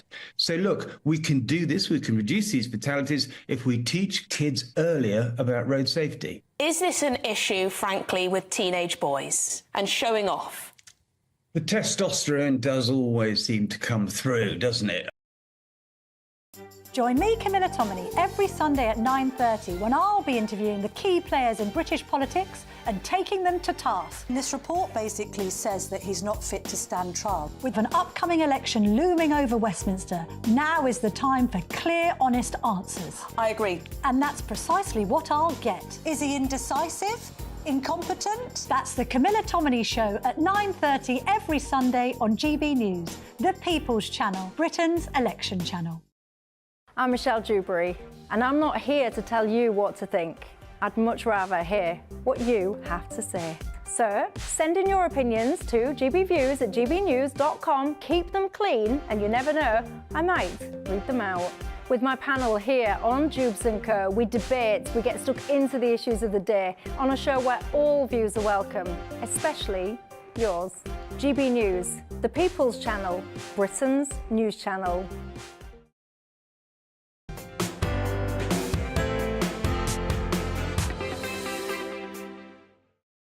Welcome back to GB News Sunday with me, Darren Grimes, on your TV, online and on digital radio.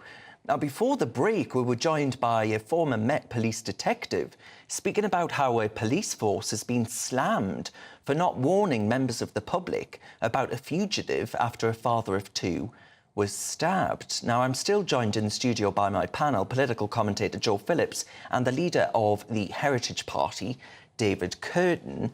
Now, David, where have you stood on that? Because the public, you've got to get the balance right between protecting an anonymity of a 17-year-old who is under the age of 18, but also protection of the public, do you not? Absolutely, and I think in every case, public safety should come first. But I think in this situation, the police were put in a bit of a difficult quandary, because I understand there was a reporting restriction on the identity of the boy, 17-year-old boy who did this stabbing, by a court. So they couldn't name him. But the thing is then, the question is, well, if you put out a photo fit picture of him or give a description, will then that lead to him being identified? So could they then find themselves in contempt of court, not for naming him, but by putting out a picture which would lead people to, work out his identity? So it's a difficult situation, but I think really if you want to protect public safety and you know someone is a former criminal, even if they're underage, if they're 15, 16, 17, perhaps the laws should be changed or the rules should be changed so that a warning can be given about somebody like this before they're arrested. And Joe, there's always and an is there not, about whether to release the description or identity of a suspect? Yes, I mean, I think Peter Blakely, and if you were not watching this on television and listening at home on a radio, you might have thought it was Ray Winstone. Well, he'll be delighted to hear that. But he explained it really well, that, we understand that the victim was known to the alleged perpetrator, and so to identify either would have clouded what is going to be a court case at some point because a charge has been made. The incident that, or the hypothetical incident that Peter mentioned, was somebody goes on the rampage and is deemed to be a potential threat to the general public, the wider public. That's a different case. And of course, there would not necessarily be any reason for the police or security services to know the age or anything more about the potential person that they're looking for. I mean, I think it's very difficult, but I think from what Peter said, I think it makes it clear. Right, OK. I mean, so Tom has written in, and Tom said, if the minimum age for criminal responsibility is 10, why on earth can't they be named? If they're old enough to be held responsible, they're old enough to be named. Yes, but I think, going back to the point, because it appears that he knew that the victim was known to the alleged perpetrator, I think it gets into a whole cloud area, and I think it's one thing that, because of charges and because of legalities, we shouldn't speculate. Right. Now, throughout the show, we've been discussing Prince Harry jetting back to Britain for a special ceremony at St Paul's Cathedral for the 10th anniversary of the Invictus Games. I don't often say nice things about Harry, but I do think that that was one of the most important things he's ever done. He's coming back on Wednesday this week. Now, I'm going to ask royal aficionado David Turner about welcoming Prince Harry with open arms. I think you're being a little bit ironic there. I mean, honestly, Harry and Meghan, I have no interest in them at all. But, this is a nice thing. It's a positive thing. Harry set up Invictus Games. It helps a lot of people. And, that's a good thing. So, it's great for him to come back over and do that. I won't be going. I won't be taking any notice of it. But if people want to do that, that's fine. It's a free country and, all the best to it. So would you... I know you're not into the royals, but would you welcome Meghan Markle back? I'm not such a fan of Meghan Markle because she tends to be, quite woke, and she tends to make all of these pronouncements on climate alarmism, which I totally disagree with. So, I certainly wouldn't go anywhere near her.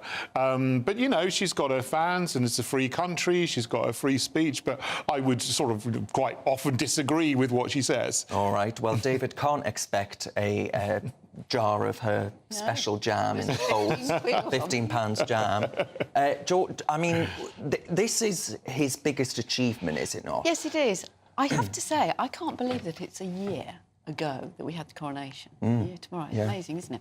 And what a lot has happened in the... Yes, I think Invictus Games was great. And I think, as Angela Levin said earlier and as Michael Cole alluded to, that really felt like that Harry had found a role, and a good role, and one that really meant something to him because of his military service and his connection. And then along comes Meghan, and it's me, which I think is a real shame. And I think, in the last year since the coronation, the King has had cancer, or has still got cancer, is being treated for cancer, and Princess of Wales, Catherine, is being treated for cancer.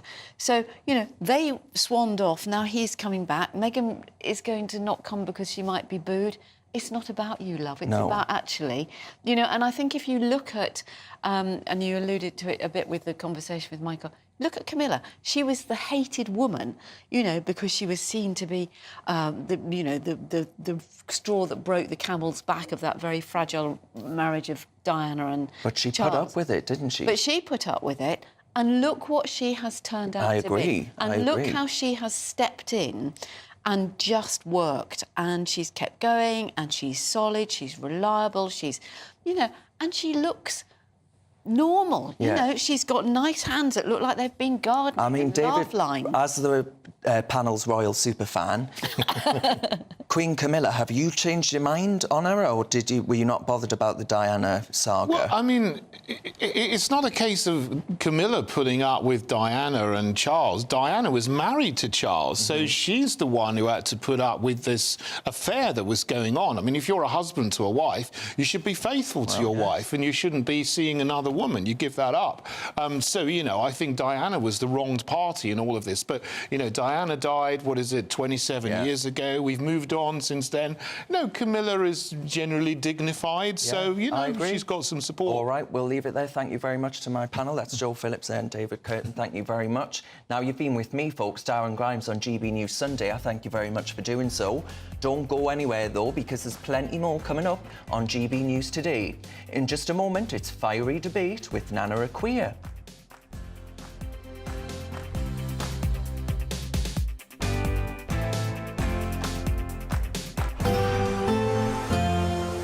Looks like things are heating up. Boxed boilers, sponsors of weather on GB News.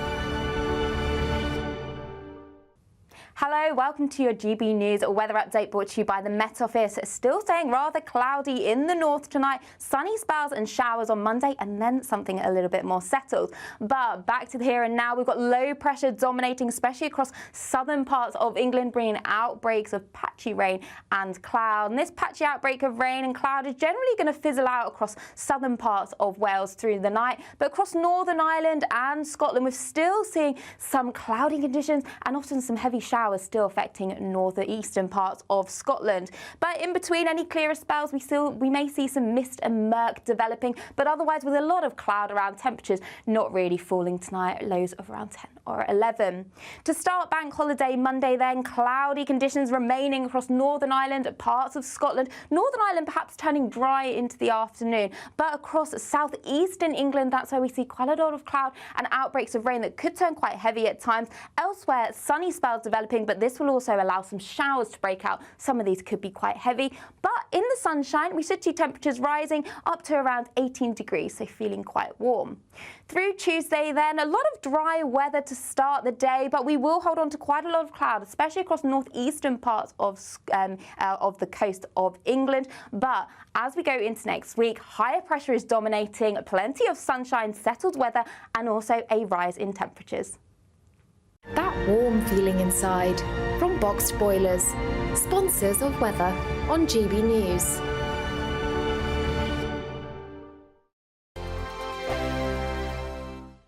The next Great British Giveaway winner could be you, with a massive £20,000 in tax-free cash to be won. Imagine how you'd react getting that winning call from us. Hi, my name's Phil Cox, and I won the Great British Giveaway. I'd say, why not?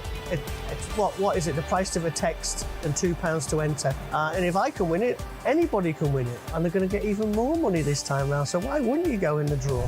For another chance to win £20,000 in tax-free cash, text prize to 63232. Text costs £2 plus one standard network rate message. Or post your name and number to GB05, PO Box 8690, Derby DE1 9TT. UK only. Entrance must be 18 or over. Lines close at 5 p.m. on the 31st of May. Full terms and privacy notice at gbnews.com/win. Please check the closing time if listening or watching on demand. Good luck. 2024, a battleground year. The year the nation decides. As the parties gear up their campaigns for the next general election. Who will be left standing when the British people make one of the biggest decisions of their lives? Who will rise? And who will fall? Let's find out together. For every moment, the highs, the lows, the twists and turns. We'll be with you for every step of this journey. In 2024, GB News is Britain's election channel. I'm Michelle Dewberry, and I'm not here to tell you what to think. I'd much rather hear what you have to say.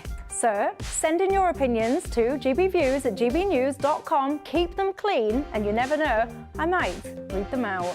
With my panel here on Jubes & Co, we debate, we get stuck into the issues of the day on a show where all views are welcome, especially yours. GB News, the People's Channel, Britain's news channel. GB News is the home of free speech. We were created to champion it, and we deliver it day in, day out. Free speech allows us all to explore and debate openly the issues most important to us, our families, and of course, the British people. Having challenging conversations to enlighten each other. Which is why we hear all sides of the argument. We are the People's Channel. We will always stand by the freedom to express yourself. On TV, radio and online. This is GB News, Britain's news channel. If you want your news to be straight talking, this is a nightmare for the Conservatives again. down to earth, It's not just Nottingham where this is happening, is it? and most importantly, honest, Hard-working, middle-class taxpayers, they'll get their book thrown at them. then catch me, Martin Daubney, Monday to Friday, 3 till 6 p.m. on GB News, Britain's news channel.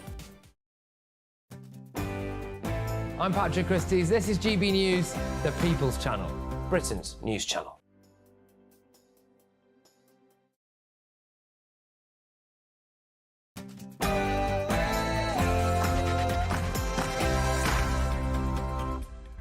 Hello, good afternoon and welcome to GB News on TV, online and on digital radio. I'm Nana Aquia.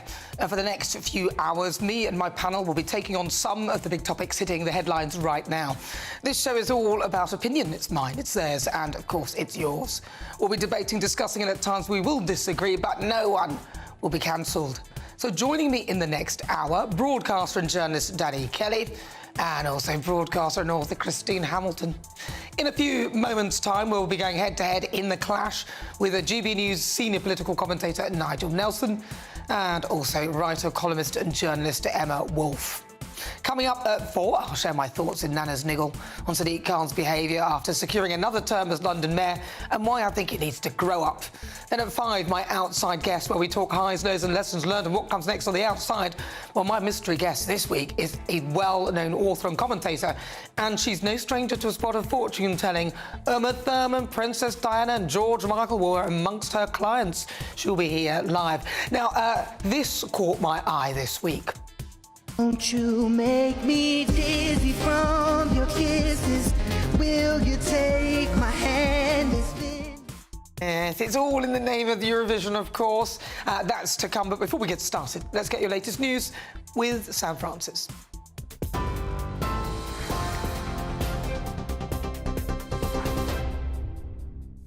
Nana, thank you very much, and good afternoon to you. It's just after 3 o'clock. The top story from the newsroom this hour. Former Home Secretary Suella Braverman has told GB News that Rishi Sunak needs to urgently change course following what she called dire local election results. The Prime Minister has promised to take the fight to Labour despite losing 397 council seats and losing control of 10 councils. Ms Braverman says Mr Sunak must now make bold decisions. There's no time to change leader, so the Prime Minister is going to be leading us into the next general election, whether we like it or not. What he needs to do to salvage this dire situation is to accept the enormity of the problem, these terrible results, and quickly and urgently change course.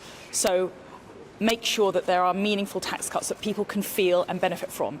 Put a cap on legal migration. Take us out of the European Convention on Human Rights so that we actually stop the boats, and make sure that we reclaim our streets back from the extremists. Suella Braverman there. Well, meanwhile, Transport Secretary Mark Harper told us today it's time to rally around the leader. I think all Conservatives now need to get behind the Prime Minister, as the Chairman said in his article this morning, and take that message to the country. We see from the analysis that experts have done that the results show that the position is closer than the polls are suggesting, so everything is to fight for the next election, and we're absolutely up for that fight.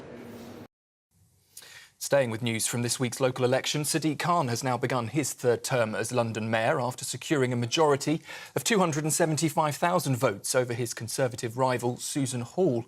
Mr Khan has accused the Tories of running what he called a campaign of fear-mongering and non-stop negativity, and said London has rejected hard right-wing populism. Miss Hall, though, is urging Sadiq Khan to reform the Metropolitan Police and to make London safe again. Mayor Khan says he's excited for the future. Londoners want to see a change in government, and what they're excited about is the chance of a Labour mayor working with a Labour government led by Keir Starmer. I'm excited. The last time that happened was 20 years ago, and us working together, Keir, the Cabinet, a Labour mayor, Londoners will see a transformed city. I can't wait. Sir Keir Starmer says he's determined to win back the trust of voters who have turned away from the Labour Party over its stance on Gaza. They lost some council seats to independents and to George Galloway's Workers' Party of Britain during the local elections. Pat McFadden is Vice Chair of Labour Friends of Israel, and he told us the party will support Palestinians in government. But two things have guided our position all along. One is the one that you just mentioned, which is Israel's right to defend itself after the appalling attacks on October the 7th. That will remain. We will stick up for that. But we also want to see a better future for the Palestinian people. And if we were to be elected at the coming election, that would be a big foreign policy priority for us. A 10-year-old girl has died and 4 other people have been hospitalised after a house fire in Bradford. Emergency services were called to Kingsdale Drive in the early hours of this morning. We understand a woman and 3 children did manage to escape the property with non-life-threatening injuries. The young girl, though, was pronounced dead at the scene. Police have now confirmed that fire is not being treated as suspicious. In other news, we've heard today that a man has been arrested on suspicion of organising people trafficking across the English Channel. The 38-year-old, who claims to be an Iraqi, was detained in Preston in the early hours of this morning. It relates to crossings that were made in November and December of last year.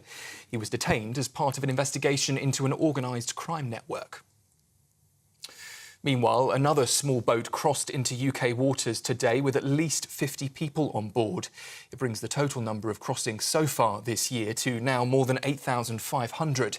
That's 35% higher than the same period in 2023. Ministers are blaming the increase in numbers on a surge in migrants, they say, from Vietnam. And water supplies are now gradually being restored to thousands of homes in St Leonard's and in Hastings after a weekend without running water there.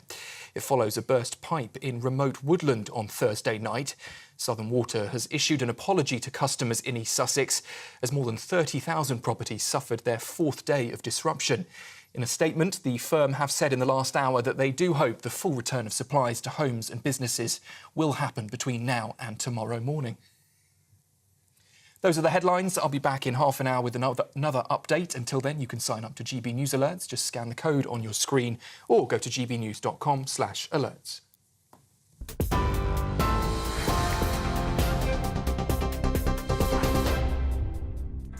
Thank you, Sam. It's fast approaching 7 minutes after 3 o'clock. I'm Nana Akwe. This is GB News. Before we get stuck into the debates over this hour, let me introduce you to my clashers. GB News' senior political commentator Nigel Nelson and also writer, columnist and journalist Emma Wolfe. Right, so here's what's coming up. As a Republican rally hits London ahead of the first anniversary of the King Charles coronation, is the monarchy still relevant, or actually is it needed? Then Sadiq Khan wins a historic 3rd term as London mayor, saying he answered hate with hope. Do we still actually need mayors? And as thousands of migrants flee the UK to reach Dublin on the Brexit Express, which is what they're calling it, is the Rwanda deterrent actually working? And after a cyclist who crashed into a pensioner avoids prosecution after the 81-year-old dies because apparently speed limits don't apply, should they?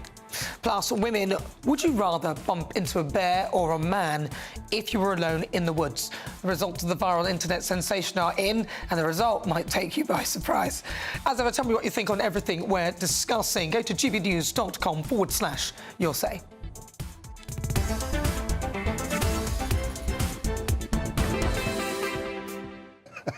Right, let's get started. Let's welcome again to my clashers GB News' senior political commentator Nigel Nelson and also writer, columnist and journalist Emma Wolfe. Right, so it's been a dire weekend for the Tories as well, isn't it? I mean, I don't want to laugh, I don't know whether to cry. I think they're probably crying. And a shock loss last night after Labour's Richard Parker defeated the Tory incumbent Andy Street to become the mayor of the West Midlands. Meanwhile, of course, London's Mayor Sadiq Khan won a third term as Mayor of London. Another shock given the levels of knife crime in the capital, some might say. And here's Reform UK MP Lee Anderson commenting on this very subject on my show yesterday. Well, I've got to be careful what I say about the Labour mayor. I don't want to give him too much of a hard time. He's absolutely useless. He's been a disaster for this country. He's been a disaster for London, and he needs booting out of the next mayor election in 4 years' time. He's an absolute disaster for our capital city. And you'll see over the next 4 years what he does to that city. He'll rob the motorist blind, knife crime will go up, violent crime will go up, and he'll be sneering away in his ivory tower. And I will keep calling him out. So I'm asking, do we still need mayors? Nigel, Emma, what do you think? I'll start with you, Nigel Nelson. Yeah, I mean, a lot of people argue that the mayors don't really do that much. In London, a lot of us haven't seen much from Sadiq Khan, apart from things we don't really like. And in other parts of the country, they seem quite useful, like Andy Burnham and people like that. So what is your view on that? Because Lee seems to think that they're just, you know, grabbing for power. It depends on how you feel about devolution. But if you have devolution, and I rather like it, the idea of getting power as near to the people who are being ruled by it is a good idea. So mayors do a lot. So the London mayor, for instance, is also the police and crime commissioner. The same goes for the Manchester mayor, the mayors in Yorkshire. They take on those roles. They deal with transport, they deal with business, the local economy. And if it all is working properly, it means that local people get their needs met in a way national government can't do. That's why I think mayors are really good. They run a combined authority, which means a group of councils getting around. The mayor chairs it. The councils can vote him down, but it takes a 2/3 majority. But you're actually getting everything near to the people who actually have to use the services. But doesn't it depend, though, on the style of that London mayor, though? Because if you look at someone like Andy Burnham, he's on the street, he's there with the people, you know, he's a visible presence, and he's not surrounded by lots of marketing executives and security cars and all the stuff that you see Sadiq Khan. Well, I mean, Sadiq's on the streets too. I mean, you're absolutely right. He does have some security because of threats against him. But I mean, a lot of politicians do. I mean, that is kind of goes with the job. So he does do stuff. Now, whether you think he's a good mayor or a bad mayor is a sort of different kind of question. Clearly, Londoners thought at the local elections that they preferred him over the alternative. Emma Wolf. Well, in theory, I agree with Nigel. I like the idea of devolution. I like the idea of getting, you know, local management of an area closer to the people. But firstly, I don't think most people can name their mayor across the country. We seem to be obsessed with this thing. We've gone from a few mayors to mayors everywhere you can, you know, everywhere you can see. And in terms of Sadiq Khan, specifically, I'm a Londoner. I was born and raised in this city, and pretty much my whole life I've lived and worked here. And I can tell you, yes, London is still, or was pretty much the greatest city on earth. It's a wonderful place, but it has gone downhill rapidly. It has, in the last 8 years, we have seen a real decline, and also just a sense of depression and dirt and crime and lawlessness and despair amongst Londoners, amongst people who live and work in this city. So I don't think that Sadiq Khan is good news for London. It's astonishing to me that he's been voted in for this historic third term, where you have good mayors, like you say, Andy Burnham. Andy Street was obviously, no one has said a bad word about Andy Street. He's obviously, you know, did a fantastic job for the West Midlands. But I think my worry is that these mayors can often just be adding another layer of bureaucracy, another layer, big salaries, all of their entourage, all of the thing that surrounds the mayoralty. So I think if you asked, should we keep mayors, you know, do we need mayors? Labour today, after the last 3 days, would say an emphatic yes, and the Tories would say an emphatic, no, we don't need mayors anymore. You know, we didn't just suffer a massive defeat across the country. It's unfortunate, isn't it? But the Tory party, unfortunately, it's the way that they have behaved, and they have had their own 80-seat majority and have appeared to have squandered it. But we were talking about them in the next hour. Next up, the anti-monarchy pressure group Republic are holding a rally in Trafalgar Square this afternoon ahead of the first anniversary of the King Charles's coronation, which is, of course, tomorrow. Are the monarchy still relevant, or are they actually needed? I'm going to start with you, Emma Wolf. Do you think, what are you? Are you a monarchist, a Republican? A kind of lukewarm, vaguely proud of our... I don't know, did we ever need the monarchy? I don't think we actually need them. You don't think? I don't think we need them, but I think, do we want them is the more relevant question. I don't think that we need these people to live in palaces and to open, you know, garden fetes and to do all of that. I think tourists would still flock to London with or without the palaces. I think... But what would they come to see? Do you mean we'd have the historical context of it, but not them? The historical context. You could have other people running the palaces if you wanted to. So I don't think we need them, but I do think there's been a sort of change of mood towards the monarchy in the last, well, certainly over the last few months, but in the last few years. Since the Queen died, I think there was a real upswelling of affection for her. And then everybody's been surprised by Charles and that kind of warming to him. And then, of course, with the two big diagnoses, the two big announcements about cancer, I genuinely care and will genuinely feel anxiety and affection for Catherine and wonder how she is because we haven't heard anything. And with Charles too, I think the public, I think those two, and they don't need to be young and funky and relevant, but I think, you know, the fact that Charles is in his mid-70s and Catherine's much younger, I think people really care about them and want them around. It is an outdated institution, though. I mean, it's that's the whole point. I mean, it's a tradition. Of course, it's not meant to be of the day. It's a tradition. I know, but it's 2024, and I do have some reservations about these people living in luxury and wealth at the taxpayers' expense. Nigel, but they're a net benefit in the end, though, aren't they? People are coming here; they don't cost us anything. I go with the last bit that Emma said. That as I've said to you before, I'm not a royalist, but I am a monarchist, and I think the big palaces, the amount of land they have, that kind of thing. Yes, that's probably outmoded. No, I don't think that monarch is outmoded. The question comes down to, if you didn't have a monarch as head of state, who would you have? So what we have, which Tony I think... Blair. Well, indeed, you could end up with a President Tony Blair. You're absolutely right. So what we have at the moment is we have a non-political head of state. That makes our constitution run properly. It creates certain anomalies. You need a House of Lords to go with that because you have to keep the hereditary principle going because the monarch is hereditary. Blair tried to get rid of that and found he couldn't for that reason. So if you think your head of state needs to be above politics and especially not a politician, then there is no alternative but to have a king or queen. In a way, it sort of makes sense as well because they're not worried about finance, so they're unlikely to be swayed by any sort of bribes or anything like that. And they don't get elected. There's no elections, so there's no chance that they're going to try and swindle or do anything. They're there naturally by birth, so they can either choose to hold a position or not. That's got to be... I think there's always a place for something like that, right? Or we go back to these tiny little kingdoms, you know, West Mercia and all of that, and we really go down the devolution route, and we have lots of little areas. We don't have a president or a prime minister. I mean, at the moment, lots of us feel that we'd quite like to get rid of the entire umbrella of government and just have everything governed by... King Alfred was a good king. He was, exactly. Interesting. Well, what do you think, are you somebody who loves the monarchy? Do you think we actually need them? Is it an outdated concept? Get in touch, gbviews@gbnews.com, or why not go to gbnews.com/your say for your thoughts. It's just coming up to 17 minutes after 3 o'clock. I'm Nana Akwe. Welcome on board if you just tuned in. This is GB News. We're live on TV, online and on digital radio. Coming up, after a cyclist who crashed into a pensioner avoids prosecution, should speed limits apply to cyclists? Next, though, as thousands of migrants flee the UK to reach Dublin on the Brexit Express, is the Rwanda deterrent actually working?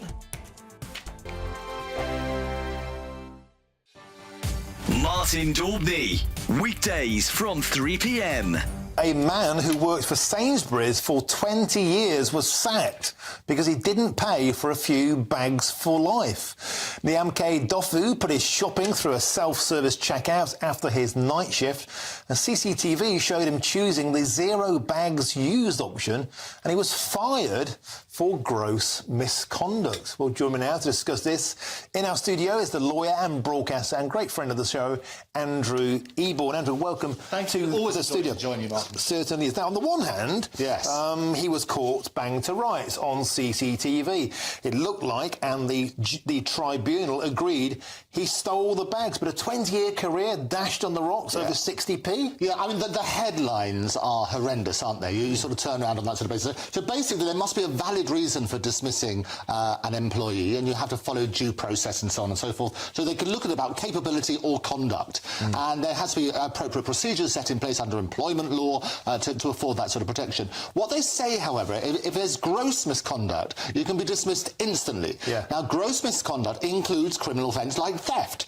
And the reality is, in the law, if you take property, whatever its value, with the intent of permanently depriving the person of it, then that is theft. And so what they did, they looked at the CCTV footage, and the Employment Tribunal had a look at this sort of stuff, and the guy wasn't just pressed no bags, he went backwards and forwards and so on and so forth. So he knew he was getting bags, and what they sort of turned in, I always sort of trust comes in on foot, but leaves on horseback. And so what Sainsbury's are saying in their defence is, hang on, we lost trust in the guy, even though 20 years and so on and so forth. We need to make sure we have trust in our employees. Do you think they've thrown the book at him, thrown the bag at him, to make all of us worry about us being watched by CCTV? Is this fella a scapegoat? Oh, I think without doubt it's a story and a warning for everybody.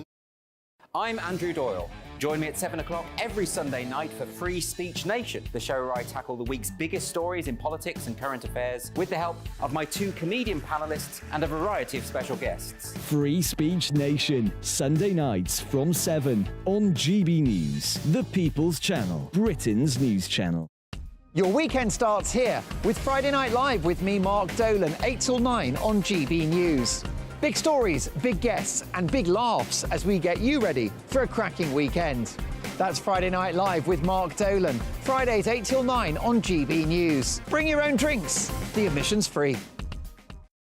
Every Saturday, 10 till 12, we'll bring you all of the news that you need to know. We'll also remind you that there is so much to smile about. It's my favourite time of the week. I get to relax, enjoy some light-hearted stories, and let Ellie teach me about fashion too.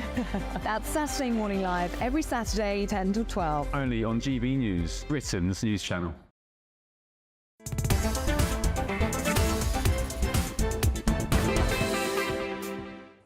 Good afternoon, 20 minutes after 3 o'clock. This is GB News. We are the People's Channel. We are live. This is The Clash. I'm Nana Acquia. I said that already, I think I might have done. But a growing trend has emerged on the Belfast to Dublin coach route, now dubbed the Brexit Express. Honestly, due to the increasing number of asylum seekers using it to flee the UK and seek refuge in Ireland. It's also supposedly down to the UK's Rwanda bill. It's causing real tensions, of course, because between the UK and Ireland, who are promising to return them to the UK by the end of the month. That's interesting. So it seems that no one wants to go to Rwanda. So is Rwanda actually a deterrent that is working? Joining me now, Nigel Nelson and also Emma Wolfe. Nigel Nelson, is it working? No. Why are you saying no when people are honestly fleeing one part? Because that wasn't what it was meant to deter. The whole idea of Rwanda was not to actually send people to Ireland. Well, no, that's a byproduct. But we can't tell them where they go. It deters them from coming here. But these are people who are actually here at the moment. Yes, we're deterring them from staying. But the ones we want to deter are the people crossing in the boats from Calais to Dover. Well, won't that deter the people crossing in the boats naturally? But it's not. I mean,